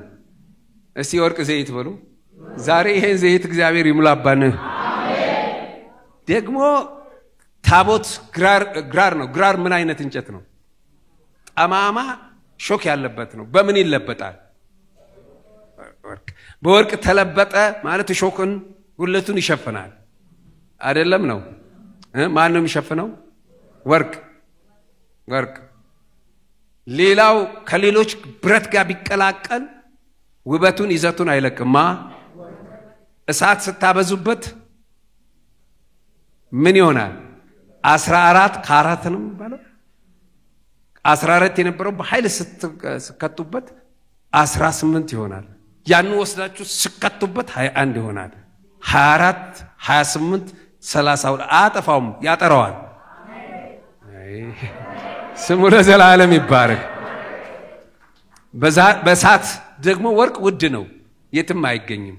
እሺ ይሄ የወርቅ ዘይት ምን ማለት ነው ብላችሁ ስታዩ አይዝግም፣ አይበላሽም፣ አሲድ አይሟማም። ሃሎ ይሄን ቅባት የተቀባ ሰው አይለዋወጥም፣ አይገለባበጥም። ዛሬ ይቀባችሁ። እረ በደም ደግሞም ግትር አይደለም። ጌታ ሆይ የምትለው እንጂ እኔ የምለው አይደለም ይላል። ምን የተቀባ ወርቃማ ዘይት በሉ እስቲ። የሚል ቅባት ማለት ዋው! ጌታ የፈለገውን ቅርጽ ሊያበጅበት ፈቃዴ ሳይሆን ፍቃድ የሚል ዛሬም ይህ ዘይት ክርስቶስ የተቀባ ይሄን ነው። እኛ የመለኮታዊ ምን ሆነናል? ባህሪ ተካፋይ ሆነናል። ያመነ አሜን ይበለኝ። ደግሞ ሚስጥር ጠባቂ ነው አገልጋይ። ይሄን ቅባት የተቀቡ ሰዎች ሚስጥር ጠባቂ ናቸው። ሃሎ ስሙኝ እስቲ ሃሎ። አዎ 4 አዲስ ክርስቲያኖች ነበሩ ነው የሰማሁት። ነበሩ እና ችግር ነበረባቸው። አንዱ የመጠጥ ሱስ፣ አንዱ የዝሙት ሱስ፣ አንዱ የቁማር ሱስ፣ አራተኛው እና ለምን ጾም ጸሎት ይዘን ከዚህ አይፈታንም እግዚአብሔር ብለው ጾም ጸሎት ያዙ። ርዕስን ተናገር። አንዱ የቁማር ሱስ አለብኝ፣ የዝሙት ሱስ አለብኝ፣ አንደኛው እንደዚህ እያሉ መጨረሻው አራተኛው እኔ አልናገርም ማለት ሞቼንም አልናገርም እምቢ አላቸው። በኋላ ሲያስገድዱት አይ የሰማሁትን መቋጠር አልችልም፣ አሁን እንኳን እዚህ ቁጭ ብዬ ፓስተሩ ጋር ሄጄ ልናገር ነው አለ። ይሄ ማለት ኃጢአትን መሸፈን አይደለም። እየሰማችሁ ነው? አሁን ለማውራት ሲፈልግ ጴንጤ ምን እንደሚያደርግ እገሌ እንደዚህ ነው እንጸልይለት ይላል። ይጸልይለት አይደለም። ሃሎ ለመናገር ሸፋኝ ነን እኛ። የቤተ ክርስቲያንን የወንድሞችን ጉለት የምንሸፍን መሆን አለበት። ይሄ ቅባት ይግባባችሁ። ከዓለም ጋር ስንቀላቀል ውበቱንም ይዘቱንም አይለቅም። ይሄ ቅባት የተቀባ መከራ በበዛ ቁጥር ይከብራል። ከ14 ዛሬ ደረጃችሁ ሊጨምር ነው። ከ14 18 21 24 ይሄ ቅባት ይምጣባችሁ። ወርቅ የተቀባው የተቀበለው ይሄንን ነው። ክብር ለማን ይሁን? ኢየሱስ ንጉስ ነው። ክብር ለማን ይሁን? ሁለተኛ ከርቤ ሰጡት። ከርቤ መስጠታቸው ከርቤ ዘይት ቅባት ነው የሚወጣው። መልካም መዓዛ ነቢያቶች የሚቀቡት ነው። ኢየሱስ ነብይ ነው። ሃሎ ምክንያቱም ሙሴ እንደዚህ ይላል፣ እነሆ ከወንድሞቻችሁ መካከል እነሆ ነብይ ያስነሳላችኋል፣ እርሱን የማትሰማ ነፍስ ሁሉ ምን ትጠፋለች። ኢየሱስ ንጉስ ነው። ኢየሱስ ነብይ ነው። ነብይ የተባለው የእግዚአብሔር ቃል መጥቶ ንስሐ ግቡ የእግዚአብሔር መንግስት ቀርባለች ስላለ ነው። ግን ከሌሎች ነቢያቶች የሚለየው ሌሎች የሰራዊት ጌታ እግዚአብሔር እንዲህ ሲሉ እኔ እንዲህ እላቸዋለሁ አለ። የመልእክቱ ምንጭ እሱ ራሱ ነው። ሃሎ የተለየ ነብይ ነው። አሜን አሜን። ሶስቱን ኦፊሶች የያዘ እሱ ነው። እሱ ብቻ አይደለም። ኢየሱስ ክርስቶስን በኋላ የሰጡት ምንድነው? ዕጣን አመጡለት። ይሄ ዕጣን ምንድነው ብላችሁ ስትሉ በቤተ መቅደስ ውስጥ ካህናቶች ሊቀ ካህናቶች ይዘው የሚገቡት ነው። ወዴት ነው የሚገቡት? ቃል ኪዳን ታቦቱ። ቃል ኪዳን ታቦቱ ጋር መቅረዝ አለ፣ ጠረጴዛ አለ፣ ገበታ አለ፣ ህብስት አለ፣ የዕጣን መሰዊያ አለ። እና እዛ ቢሮ ውስጥ ለመግባት ዕጣን ይዘው ነው የሚሄደው።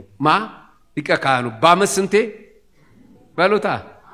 ከማን ተመርጦ? ከሌዊ ወገን ተመርጦ። ምን ይዞ ነው? ደም ይዞ ነው የሚወጣው። ይሄ ሰውዬ ይገባል። ሊቀ ካህኑ እግሩ ታስሮ ነው። ህዝቡ ምን ያደርጋል? ቆሞ ነው ይቆማ። ቁጭ ማለት አይቻልም እሱ እስኪወጣ ድረስ።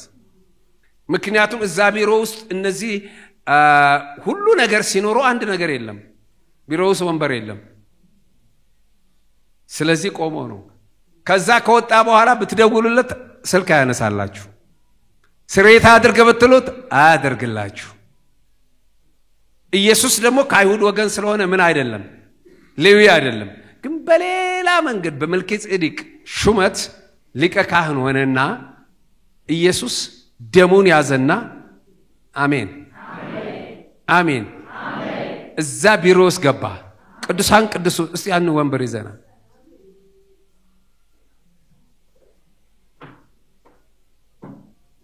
ለመጀመሪያ ጊዜ ወንበር እዛ ተቀመጠ የት ቅዱሳን ቅዱስ ውስጥ እረ በደንብ አሜን ለመጀመሪያ ጊዜ ነው ወቁ ሰው ሁሉ ቆሞ ነው ኢየሱስ ግን አንድ የገባና ቁጭ አለ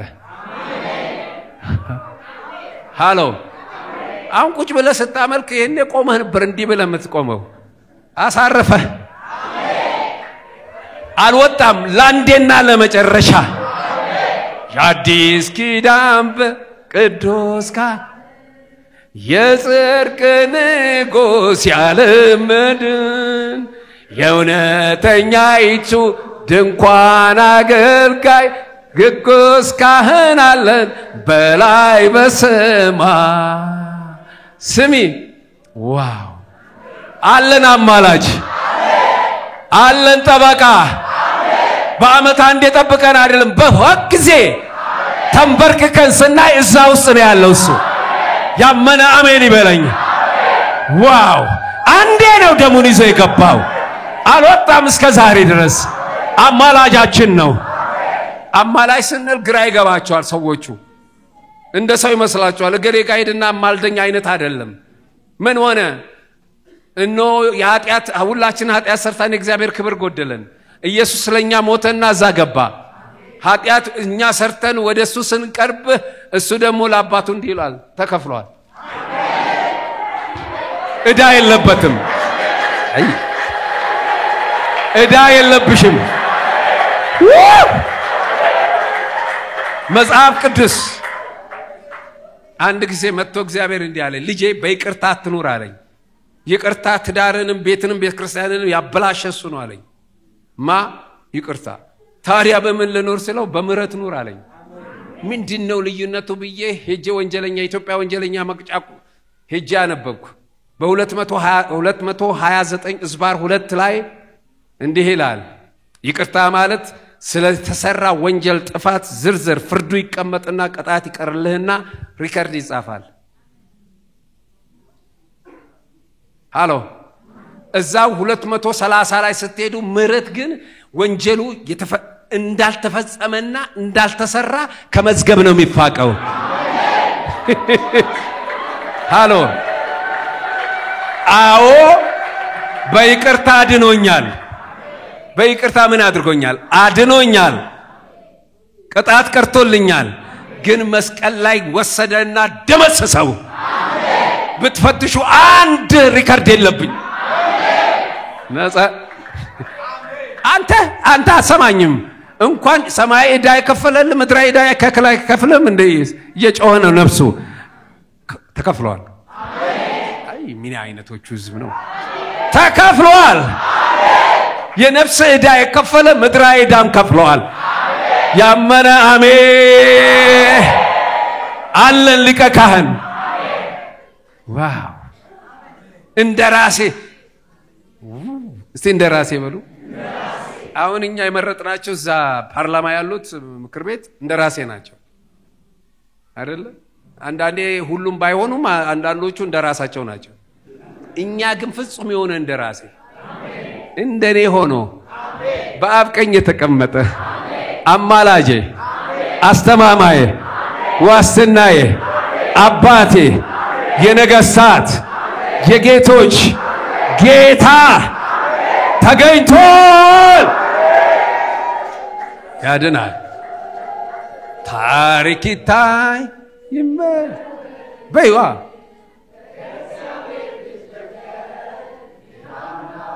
በሉት እንጂ ታሪክ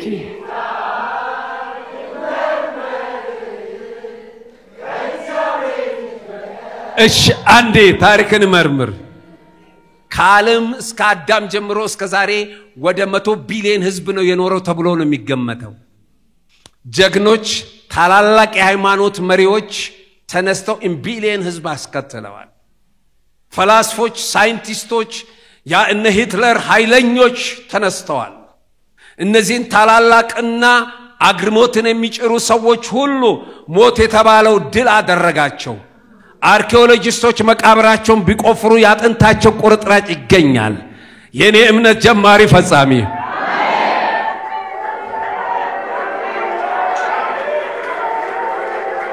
የኔ እምነት ጀማሪ ፈጻሚ ሞተ፣ ተቀበረ፣ ሞተ፣ ተሸነፈ ተባለ። ዋው ዋው! 800 ኪሎ ግራም የሚያክል ድንጋይ አደረጉበት። እኔ ምለው ህፃን ሆኖ ያስፈራ ማን አለ በምድር ላይ ያለ ኢየሱስ? ንገሩኛ። ጨቅላ ሆኖ ያስደነገጠ ያንቺ አምላክ ነው። እሱ ብቻ አይደለም፣ የትኛው ኃይለኛ ነው ሞቶ ያስፈራ፣ ሞቶ መቃብሩ የተጠበቀ ያላንቺ ጌታ እንኳን ቆሞ ሞቶ የሚያስደነግጥ ያንቺ አምላክ ያድናል። ወሩሲ የሆነ ነገር ተመቷል አንተ።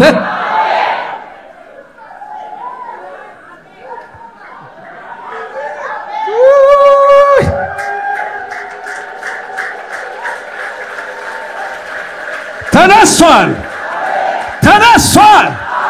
ሙት አምላክ አይደለም አለው። እቺ ቤተክርስቲያን በአብዛኛው ልደትንና ትንሳኤን ሙት ዓመት አይደለም እናከብረው። አርኪኦሎጂስቶች ሄደው መቃብሩን ቢቆፍሩት መቃብሩ ባዶ ነው። ተነስቷል። አንዳንድ ሰዎች ኢየሱስን አየን ይሉኛል። ምንድነው የሚመስለው ስላቸው ጣሊያን የሳለው ካቶሊኮች የሳሉት ፎቶ እሱን ነው ይላሉ። አንዳንዶች ደግሞ ፊልም አይተው ፊልሙን አይነት ይመስሉ ፈረንጅ ነው ኢየሱስ አይደለም። የኔን ጌታ የትኛውም ዲጂታል ካሜራ ሊስለው አይችልም። ፊቱ እንደ ፀሐይ የሚያበራ በወርቅ መታጠቂያ የታጠቀ አማላጄ አዳኜ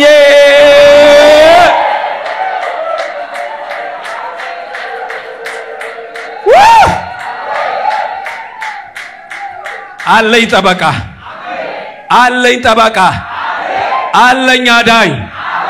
ስሙ ለዘላለም፣ ስሙ ለዘላለም ይባረክ።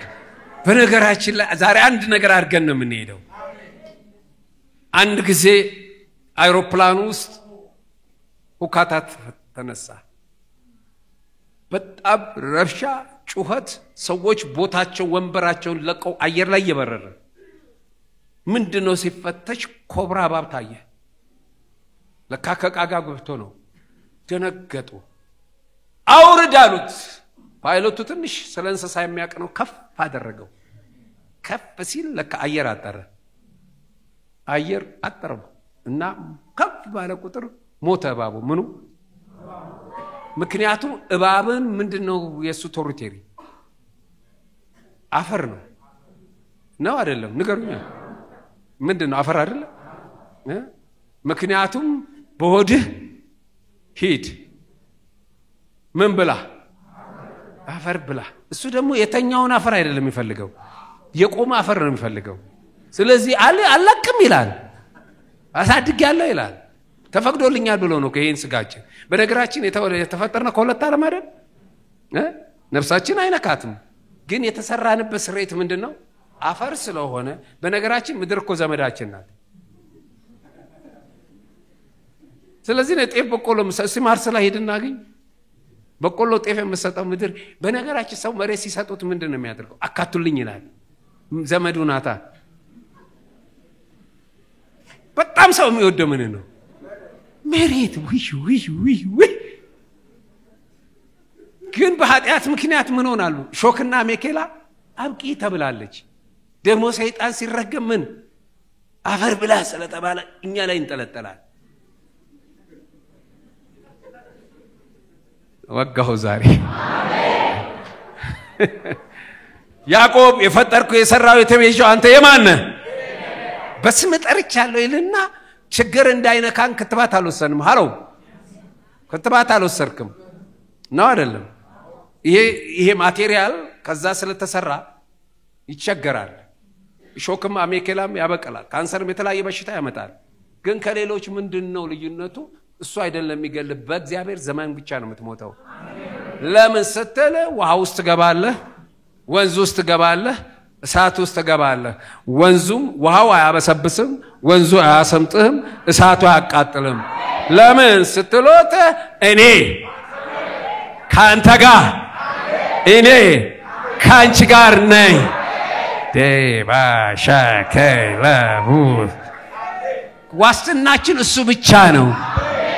ከኛ ጋር ነው። ስለዚህ ነው ብራቫካ ስለ ጌታ አጨብጭቡለት። ሃሌሉያ።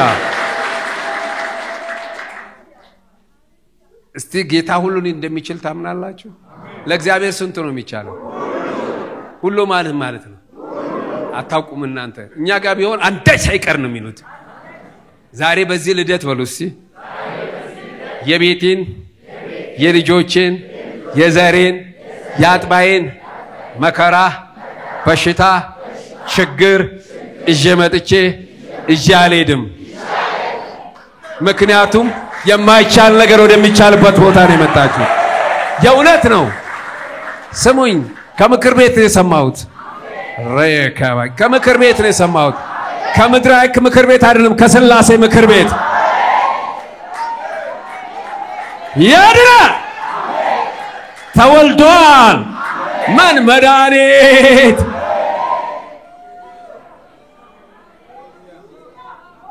ዋው! ሮሜን ላንብበና ሰዓት ጥሩ ነው።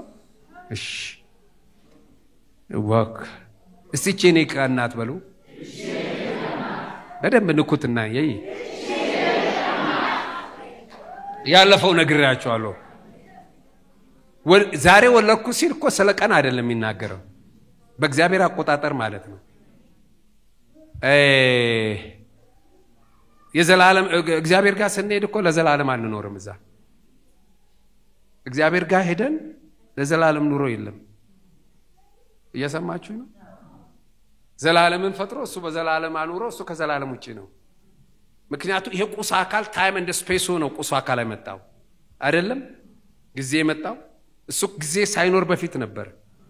እዛ ስትሄዱ ነገና ትላንት የሉም፣ ሁሌም አሁን ነው።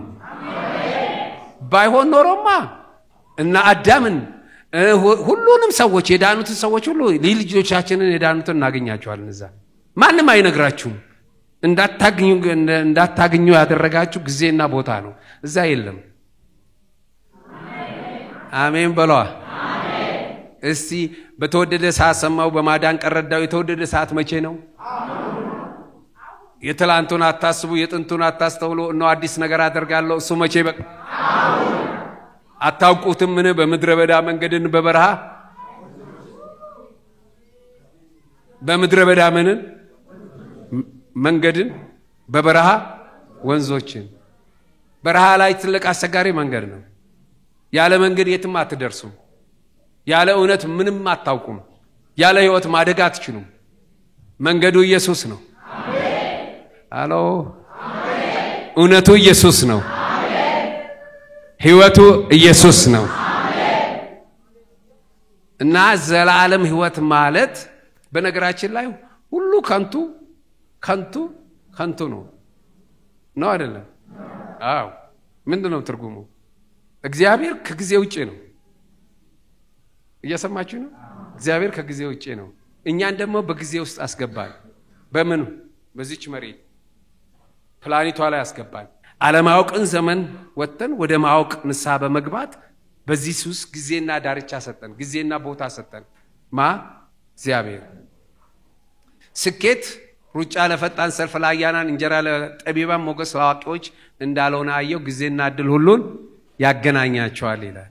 በነገራችን ላይ እግዚአብሔር ጀምሮ አስጨርሰው አያውቅም። እግዚአብሔር አስጀምሮት ያስጨረሰው ሰው የለውም። ለምን ብትሉኝ ኢየሱስን ዓለም ሳይፈጠር በፊት ምን የታረደው በግ ይለዋል። እኔና እናንተን የመረጠ መቼ ነው? ምን ማለት ነው? ፍላጎት የሚባል ጥያቄ ሳይኖር በፊት ነው አቅርቦትን የጨረሰው። በሌላ አባባል ያንቺ ነገር ጨርሶ ነው ያስጀመረሽ። አልቋል የኔ ነገር በይስ ምንም እናጽፈው መጽሐፍ የለም። ዳዊት እኮ እኔ ማጽፈው መጽሐፍ የለም በዘመናት አንተ ጽፈዋል ይላል። የኛ ታሪክ ተጽፏል። አሜን ስሙ ለዘላለም ጨርሶ ነው ያስጀመረ ኢየሱስ። እዚህ የሚሰራው ቤት ማለት ህንጻው እኔ ገብቼበታለሁ። አልቋላ በቃ አልገባችሁም እናንተ እዚህ ኑሩ። ሃሎ ከመጣው ጀምዬ ይሄንን ነው ያፈረስኩት ነው ያለሁት። ገባሁበት እኔ ምክንያቱም እግዚአብሔር ጨርሶ ነው ያስጀመረን። አልቋል በእግዚአብሔር ዘንድ ያንቺ ታሪክ አልቋል። ያመነ አሜን ይበል። ስሙ ለዘላለም ይባረክ።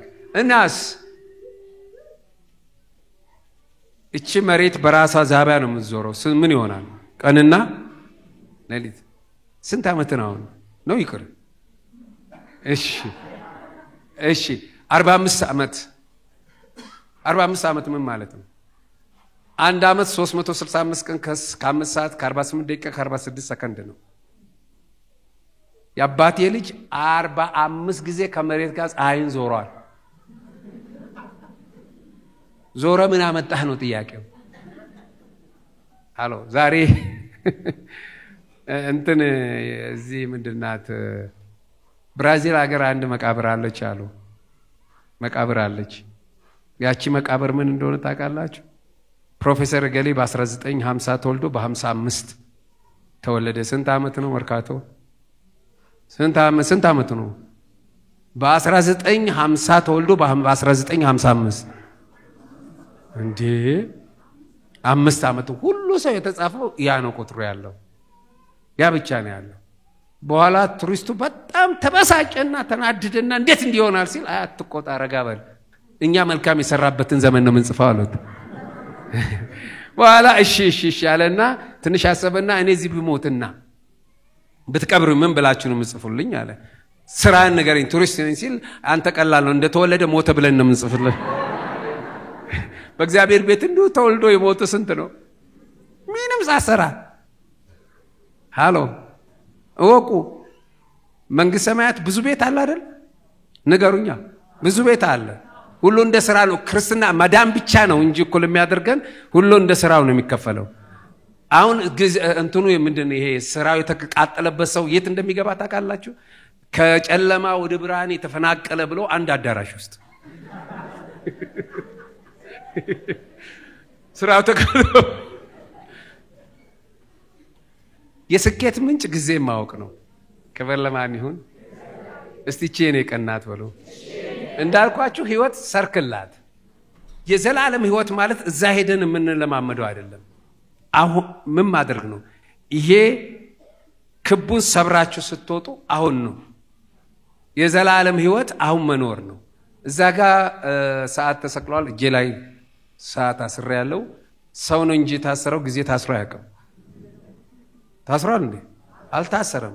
ሰው በትላንት በዛሬና በነገ ታስረናል። ትላንት ታሪክ፣ ዛሬ ህይወት፣ ነገ ተስፋ ነው። የዓለማችን 75% ጸጸት አለው ያለፈው ዘመን ያደረገው ምክንያቱም የዛ ውጤት ነን ዛሬ። የዛ ውሳኔ ውጤት ስለሆነ ሰው ሁሉ ጸጸት ነው። 25% ነገን እየፈራ ነው። ፍርሃትና ጸጸት ሲጋቡ ትልቅ ጎረምሳ ልጅ ይወልዳል። ምን የሚባል ጭንቀት። ሰው ሁሉ እየተጨነቀ ነው። አዘ ክርስቲያን እኛ ደግሞ አዲስ ልደት ያገኘን ሰዎች ትላንትናም በደሙ ታጥበን ነገ የሚያስጨንቃችሁን በእርሱ ላይ ጣሉ ብሎ እርሱ ላይ ጥለን መቼ እንድንኖር ነው? አሁን በሏ። የዘላለም ህይወት ማለት አሁን መኖር ነው። ይሄን ከሆነ ቀለበቱ ይሰበራል። አሜን። ስሙ ለዘላለም ይባረክ። ተወልዶልናል፣ ተሰጥቶናል። ስለዚህ የስኬት ምንጭ ጊዜና ምንድነው? እድል ናቸው። እሱም ብዬ ልጨርስ። በርጤሜዎስ ሁሉ ይወደዋል ሰውየውን። ልቡ ቷ ትላለች። ታኅሳስ 27 ይመስለኛል ምን እንደሚያገኝ አልገባውም። ዛሬ ብዙ ነገር ሳላገኝ አልቀርም ገንዘብ ብሎ ሲል ገንዘብ የሚሰጠው ሰው ጠፋ። ግን አይነ ስውር አይደለም እሱ እውር አይደለም፣ አይነ ስውር ነው በርጤሜዎስ። እውር ማለት የተደፈነበት ማለት ነው። አይነ ስውር ማለት አይን አለው ተሰውራለች። ሃሎ አንተ ነህ እንጂ አለ። ደግሞ እነሱ የሚያዩት በጆሮአቸው አይደለም። እንዲህ ሲል ድምጽ ሰማ። ምንድነው አለ። የናዝሬቱ ኢያሱ ያልፋል አሉት። ሌላ ምንም አላሉት። ናዝሬት ደግሞ የተናቀ ነው። ድገሙት። ምንድነው? በቃ እኔ ቀናት አለ።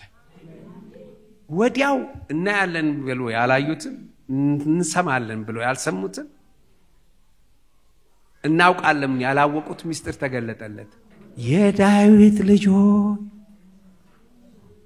የምትናፈቀው መሲህ ክርስቶስ ሆይ አቤቱ ምን አርገኝ በሉታ። ድገሙት። ማረኝ አለ። የሚገርም ነው። ተቃውሞ ተነሳ። ሌላ ጊዜ የፈለገ ስታለቅሱ ሰዎች አይነካችሁም፣ ጠላት አይነካችሁም። እናንተ ምህረት ስትለምኑ ግን ጠላት ይነሳል። ደግሞ እናንተ አንዳንዶቻችሁ ችግራችሁ ዝም በል ስትባል እገሌ እንዲህ አለኝ ትላላችሁ። በኦሮሞኛ ነምኔው ጉተከስ ያረብሳ አባኑ ኩደና ይፈረብሳ ይባላል። እገሌ እንዲህ አለኝ ስትሉ ለሌላው ስትነግሩ ታዳርሳላችሁ። በርጤሜዎስ እቺ ሰዓት አታልፈኝም ጉዳያችሁ ነው አለ። የዳዊት ልጅ ሆይ ቀደም እንዳልኳችሁ የጠየቀው ምንድነው? ምህረት ነው። ምህረት በምንድነው የሚደገፈው? በፍርድ ላይ። ፍርድ ባይኖር ምህረት የለም። አሁን የኛ መንግስት አንድ ጊዜ አቦ ስብሐትን ፈታና ምህረት አድርጋለሁ አይችልም። ህጉ አይፈቅድለትም። ይቅርታ አድርግ አይችልም። ምክንያቱም ያልተፈረደበት ሰው ወንጀለኛ አይደለም፣ ተጠርጣሪ ነው። ስለዚህ መጨረሻ ላይ ክስ አቋርጫለሁ ብሎ ተገላገለ። እኔና እናንተ እግዚአብሔር ኃጢአትን ሞት ባይፈርድበት ኖሮ ተጠርጣሪ ተብለን ሲኦል ገብተን ነበር። እንኳን ፈረድክ። አሜን። አይገርምም? እግዚአብሔር ጥበቡ እኮ ይገርመኛል። ረበደም አሜን በሉስ። አሜን። ዋው!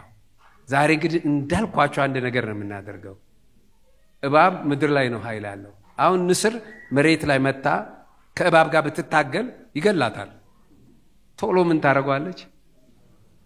ብድግ ታረጋለች። ዛሬም ችግራችሁ ነገራችሁ ይገላችኋል ከመሬት ጋር ከታገላችሁ ከሁኔታ ጋር። ዛሬ ብድግ አሜን። ለጌታ እንዲህ ስታሳዩት አየር ያጥራል። ካንሰሩ አየር ያጥራዋል። በሽታ ስኳር በሽታው ያጥራል። ያመነ አሜን። ወደ ጌታ ከፍ ስታደርጉ አየር ያጥራው እናንተ ትቦታላችሁ። ሲጣበቅ እሱ ይቦታል። ዛሬ ሃሌሉያ ስሙ ለዘላለም ይባረክ። ከህይወት ደግሞ ምን ይሻላል? ከህይወት ምን ይሻላል? ምህረት ነው ለህይወት ትርጉም የሚሰጣት። ኤልሳቤጥ ምህረት ምን አደረገላት? አገነነላት። ዮሴፍ በእስር ቤት ምን አለት? ምህረት አበዛ። ይሄ ደግሞ ፌቨር ነው፣ የእግዚአብሔር ሞገስ ማግኘት ነው። ሃሎ የእግዚአብሔር ሞገስ ማግኘት ነው። ሰው ሁሉ አፍቃሪ ተፈቃሪውን ቢያፈቅር አፍቃሪው ከተፈቃሪው ያረካው ነገር ስላለ አመክኗይ ነው፣ ምክንያታዊ ነው። ሰውን ስትወዱ ምክንያት አላችሁ። ግን ይሄ ሞገስና ምህረት ከበዛላችሁ ሰው ይወዳችኋል፣ ይቀበላችኋል፣ ይሰማችኋል። ምን ነው ስትሉት ምህረት። ይሄ የእግዚአብሔር ፌቨር ማለት ነው። ክብር ለማን ይሁን? ከዚህና የዳዊት ልጅ ሆይ ማረኝ ሲል ኢየሱስ ቆመለት። ቆሟል። ዛሬ የስንት ዓመት ጥያቄ መልስ፣ የአጥቢያዋ ጥያቄ መልስ አፈረስኩት። ዋው ራዳሻ ስሙ ለዘላለም ይባረክ። እንዲህ አለ፣ ጥሩት። ማን? የተቃወሙትን ጥሩት አለ። ለማኙ ማን ነው? ጮክ ብላችሁ። ሰጪው ማን ነው? በነገር ላይ ትክክል። ሰጪ ነው የሚወስነው የሚሰጠውን ወይስ ለማኝ ነው? ሰጪ ነው። ጊዜና እድል ከገጠመ ለማኝ ይወስናል። ዛሬ ልትወስኑ ነው እኮ። ጌታ ኢየሱስ ቼክ አወጣና ምን አድርግልህ ዘንድ ማን ይወሰነው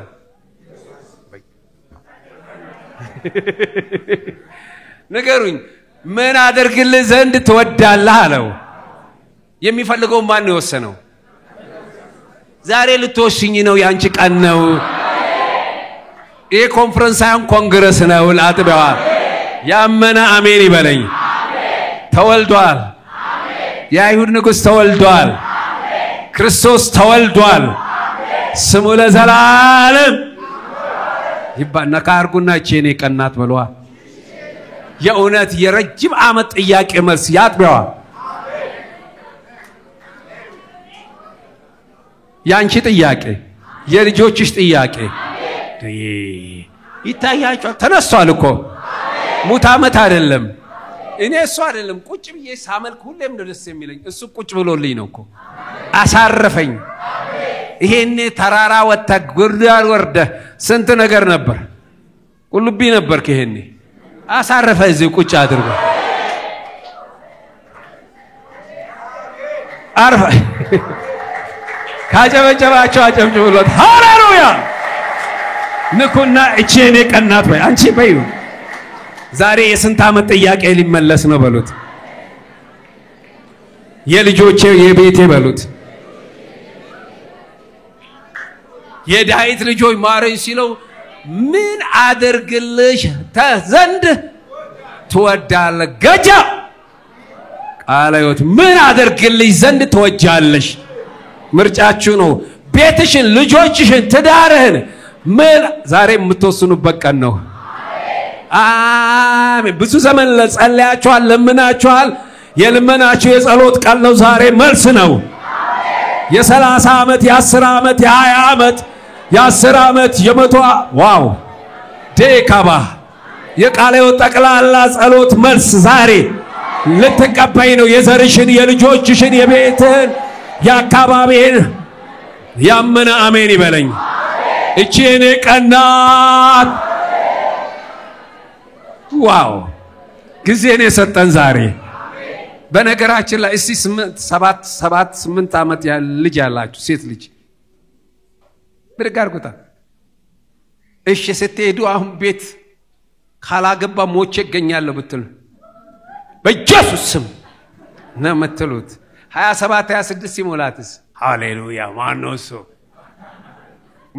ማግባት ነው ምንድነው ልዩነቱ ጊዜ ወቁ ክስተት አይደለም የተሰምን ክስተት አይደለም ለምሳሌ ጋዝ ሄዶ ወርቅና ብሩን ይዞ መጣ ልብሱን ይዞ መጣ ኤልሳ ምን አለው አንተ አገልጋይ ድሮ አገልጋይ ደሞዝ ከጠየቀ ዋ ተቀጠው ነበር የሚገርም ነው ቸርች ላይ አንድ ደሞዝ ብትጠይቅ ተጠርቻለሁ ብሎ ዘመኑ የጠየቀ ዋጋውን ነው የሚያገኘው አሁን ደግሞ ዘመኑ ደግሞ የሚደራደሩ ለአገልግሎትም ተደራድረው የሚመጡ ልጆች መጡ ደግሞ እኛን ያን ያስፈራርተውን አሁን ደግሞ መጡላቸው ስንት ትሰጠኛለህ ብለው የሚመጡ አሎ እቺ ማንቀናት ጋስ ለምን ገንዘብ ነካ ወርቅ ነካ አይደለም ጊዜው ነውን አለ ያለ ጊዜ የመጣ ነገር እርግማን ነው በጊዜ የመጣው ነገር ሁሌም ነገሩን በጊዜው ውብ አድርጎ እቺ ማንቀናት በሉ ችግር የለም ስለተባልኩ ነው ያረዘምኩባችሁ እሺ ዛሬ ባዶውን የሚሄድ የለም ከዚህ የእውነት ጸለሊቱን ሙሉ ነው የጸለይኩት ከዚህ ስትወጡ ባዶአችሁን እንዳትሄዱ እኔ ምንም ባልላችሁ እንኳን መልአኩ አንቺ አታፍሪም እንዴ በሽታውንም ይዘሽ ትሄጃለሽ መከራውን ዛሬ እኮ ጥያቄ መልስ ቀን ነው ለገጃ ቅባት የምትፈልጉ ቅባቱን ኃይል የምትፈልጉ ኃይሉን ወርቃማው ዘይት የሚፈስበት ሳይ ንኩትና እንዲቀስቅሱና እየኝ በሉት በደንብ እየኝ በላ ያዋ አው መስካሪ የሚቀጥለው እኔ ነኝ በሉት ታሪክ የተለወጠ በሉት እዳዬ ተከፍሏል በሉት ተነስቷል ኢየሱስ በሉት ዋ ቆሙ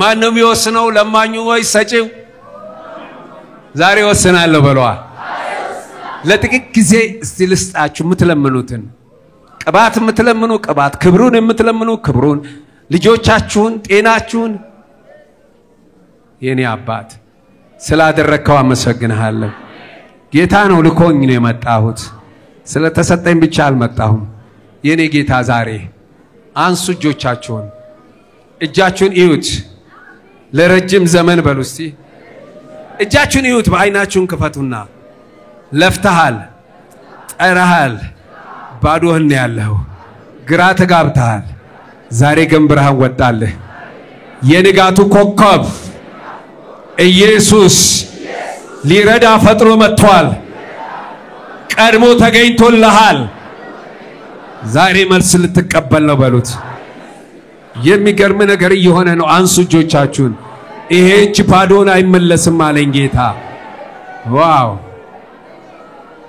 በተወደደ ሰዓት ሰማው በማዳን ቀረዳው የተወደደ ሰዓት መቼ ነው አሁን ነው የጥንቱን አታስቡ ያለፈውን አታስተውሉ እነሆ አዲስ ነገር አደርጋለሁ እርሱ መቼ ይበቅላል ያንቺ ነገር ዛሬ ነው የሚበቅለው ያጥቢያዋ ነገር ዛሬ ነው የሚበቅለው የቤትሽ ነገር የሚበቅለው ነገር ዛሬ አሁን ነው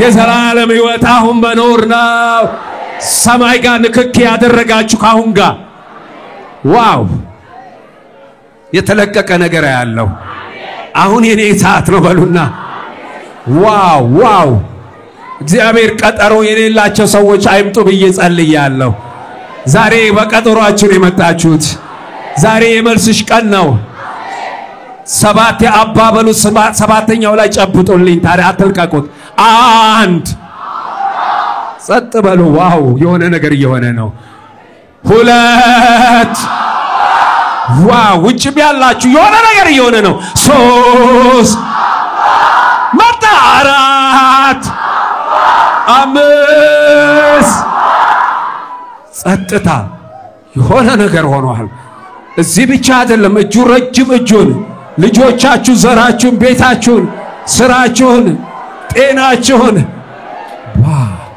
ስድስት ጨብጡልኝ ሰባት ጨብጩ ዋው እየፈወሰ ነው እየዳሰሳችሁ ነው መልስ መጥቷል ካንሰር እየቀለጠ ነው እጢ እየቀለጠ ነው መድኃኒት የተወለደ መድኃኒት ኤክስፓየርድ የሌለው ከሰማይ የመጣ ያልተፈጠረ ያልተሰራ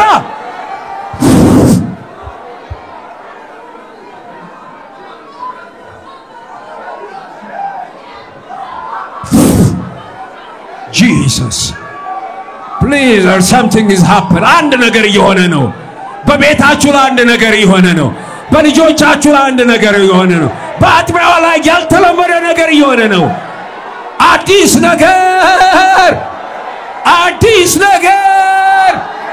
አይን ያላየው ጆሮ ያልሰማ በሰው ልብ ያልነበረ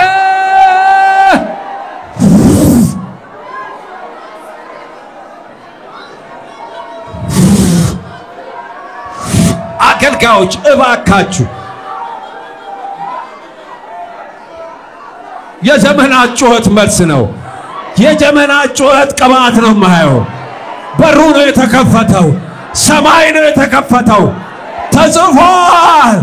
ተጽፏል የጻፍኩትን ጽፌአለሁ ተወስኗል አንዴ ባንቺ ጉዳይ ባንተ ጉዳይ ባጥቢያ ጉዳይ ረከከ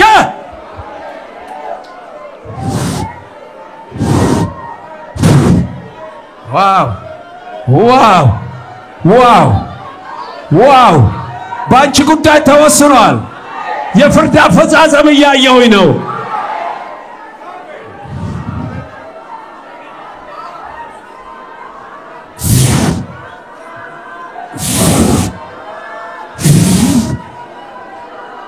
እባካችሁ አዳዲስ ቅባት ያየሁኝ ነው በአይን ያላየው ጆሮ ያልሰማ በሰው ልብ ያልነበረም መንግስት ሰማያት አይደለም እዚህ ነው እዛማ ኢየሱስን ነው ማየው ያልተለመደ ሪቫይቫል ሊነሳ ነው ኃይል ሊነሳ ነው መፍትሄ ሊሆን ነው የዳዊት የወደቀችው የዳዊት ድንኳን ተነስታለች የምድር ተስፋ ወቁ ቤተ መቅደሱ አይደለም ተስፋ ቤተ መቅደሱ አልፎ ተሰጥቶ ለአንቲክራይስቱ ተስፋ ለዓለም ተስፋ የወደቀችው የዳዊት ድንኳን የሆነችው ቤተ ክርስቲያን ናት እቺም ቤተ ክርስቲያን ከመምጣቱ በፊት አዲስ ነገር ሊሆን ነው አምላካችሁ የታለ ባሉበት የሚገርም ነገር እየሆነ ነው ያለው የሃይማኖት እኩልነት ቢፈቀድም የነሱ ይለያል የሚባልበት ዘመን ሊመጣ ነው የሱ አምላክ ይለያል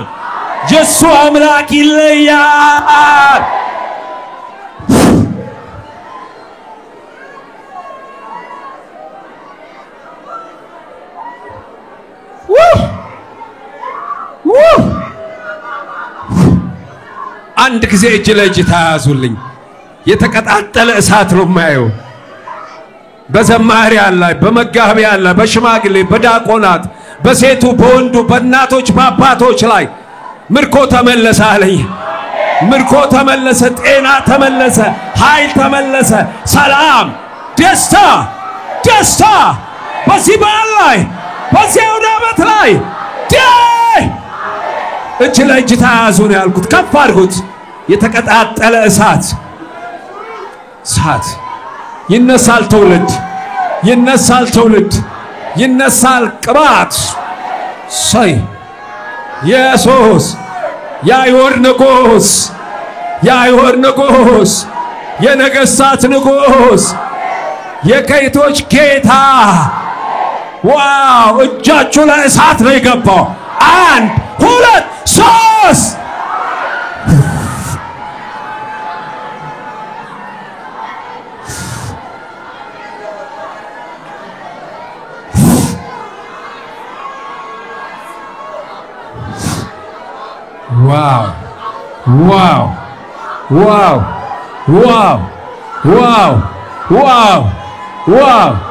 ዋው ኢየሱስ ውጪ ያላችሁ ተቀጣጠለ እሳቱ እቤታችሁ የሚገባ እሳት ዘራችሁ ላይ የሚገባ እሳት በአካባቢያችሁ የሚያልፍ በመስሪያ ቤታችሁ የሚገባ የጠላት ሥራ ፈረሰ እባቡ አየራጠረው በሽታችሁ አየራጠረው ከፋለ ወደ ኢየሱስ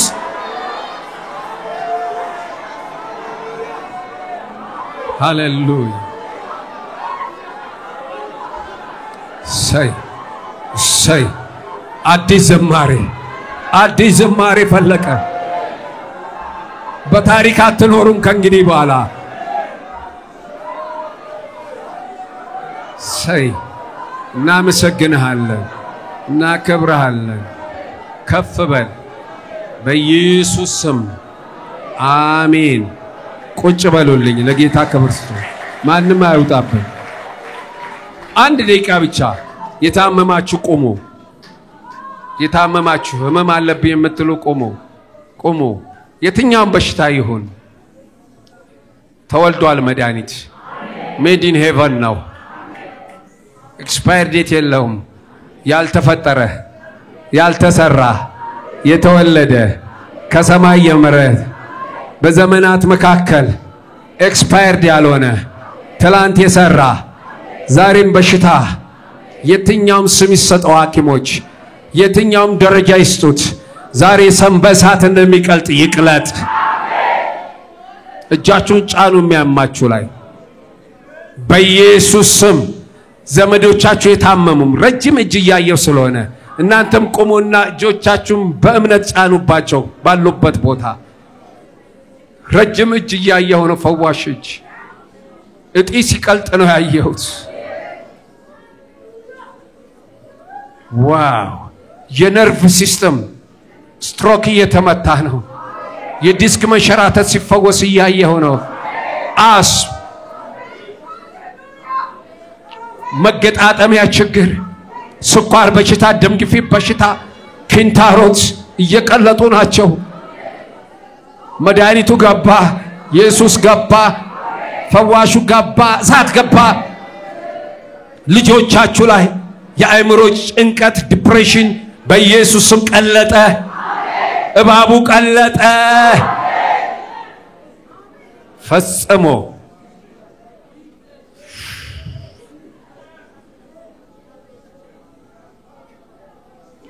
ዋው ዋው ዋው ዋው!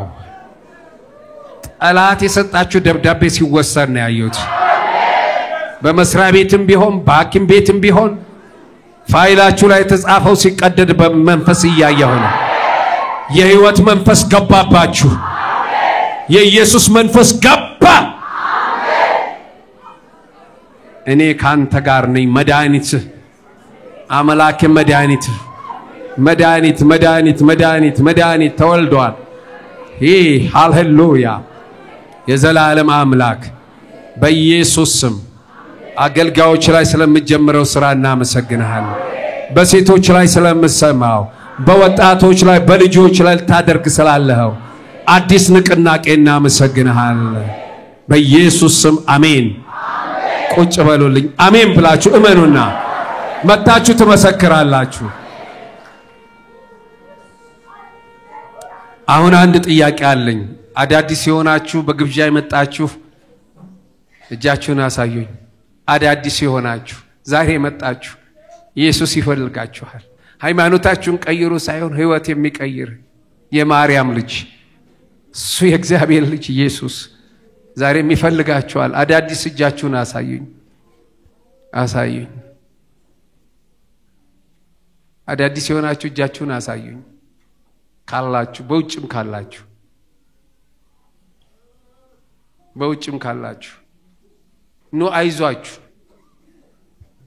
በጌታ ቤት ነበርኩኝ አሁን ግን ዓለም ገብቻለሁ፣ ሕይወቴ ተበላሽቷል፣ ይሄ ዘላለም በሞት የት እንደሚሄድ አላቅም ብላችሁ በፍርሃት ያላችሁ ሞት ጥላ ላሉት ሕይወት ወጥቷላችኋል። በጨለማ ላሉት ብርሃን ወጥቷል። በጌታ ቤት ነው ያደጋችሁም ልትሆኑ ትችላላችሁ። በእግዚአብሔር ቤት እናንተም እጃችሁን አሳዩኝ። አንድ ደቂቃ እጃችሁን አሳይታችሁ ልጸልይላችሁ። አገልጋይም ሁኑ። ሕይወታችሁ ባዶ ነው። እየተለማመርኩት ያለውት ነገር ሕይወቴን ለጌታ ሰጥቼ እንደገና ኪዳኔን አድሳለሁ የምትሉም ካላችሁ እሺ።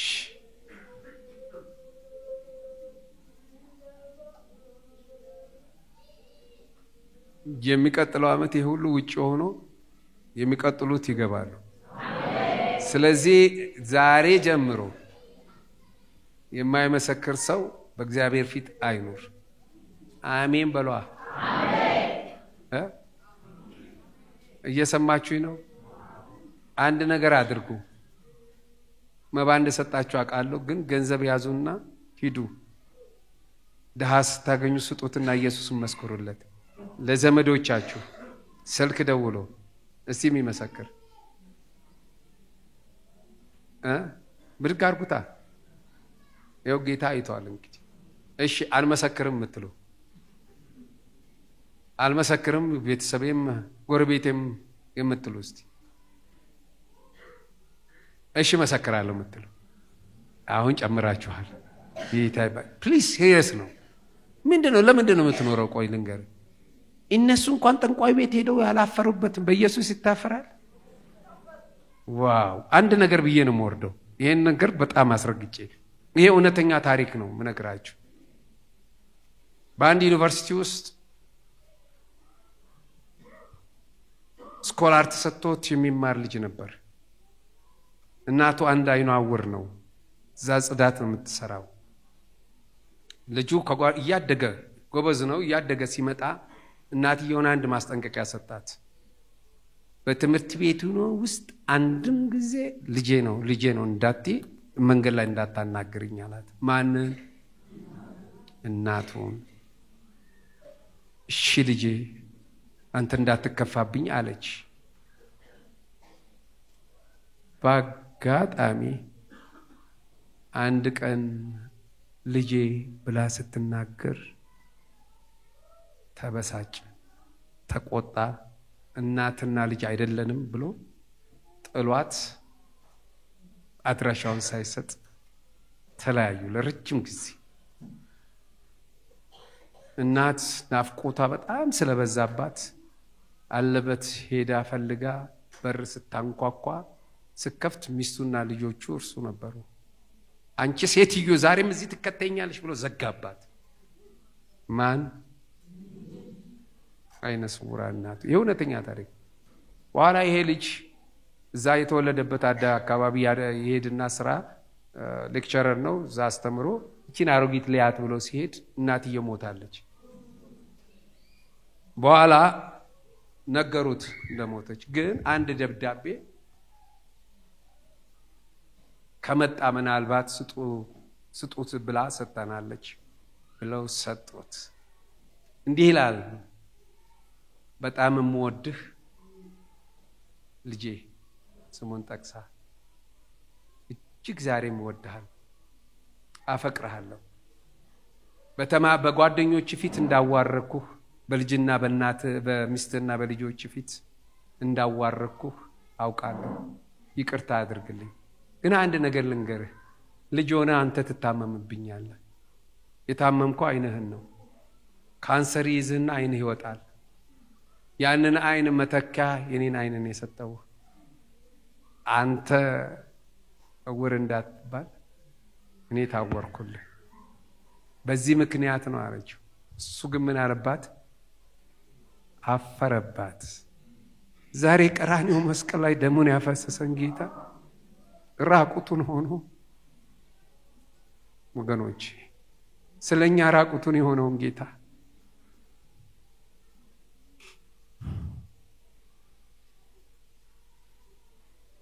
የሰው ልጅ ነፃ ለማውጣት ከጨለማው ብርሃን ለማሻገር ከዙፋን ወርዶ መራራውን ሞት ሞቶ እኛ ህይወት እንድናገኝ መራራውን ከርቤ ጠጥቶ እኛ ሰላም እንድንጠጣ ራቁቱን ሆኖ ጸጋ እንድንለብስ ተሰቅሎ እኛ እንድንኖር ተርቦ እኛ እንድንበላ ያደረገ ጌታ አያሳፍርም፣ ማንም ይሁን ማንም።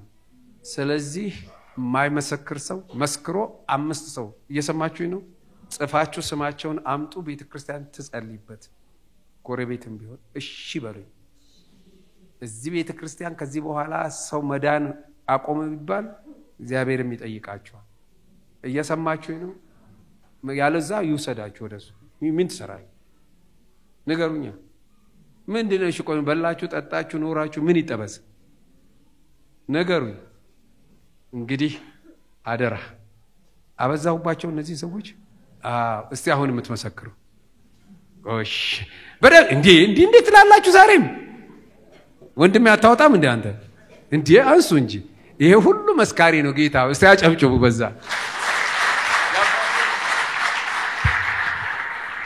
እስቲ አንድ የቆመ ስግደት ለሱ እንስጥ። ይገባሃል ብለን እልልታ እስቲ እንደሚመቻችሁ ይገባሃል።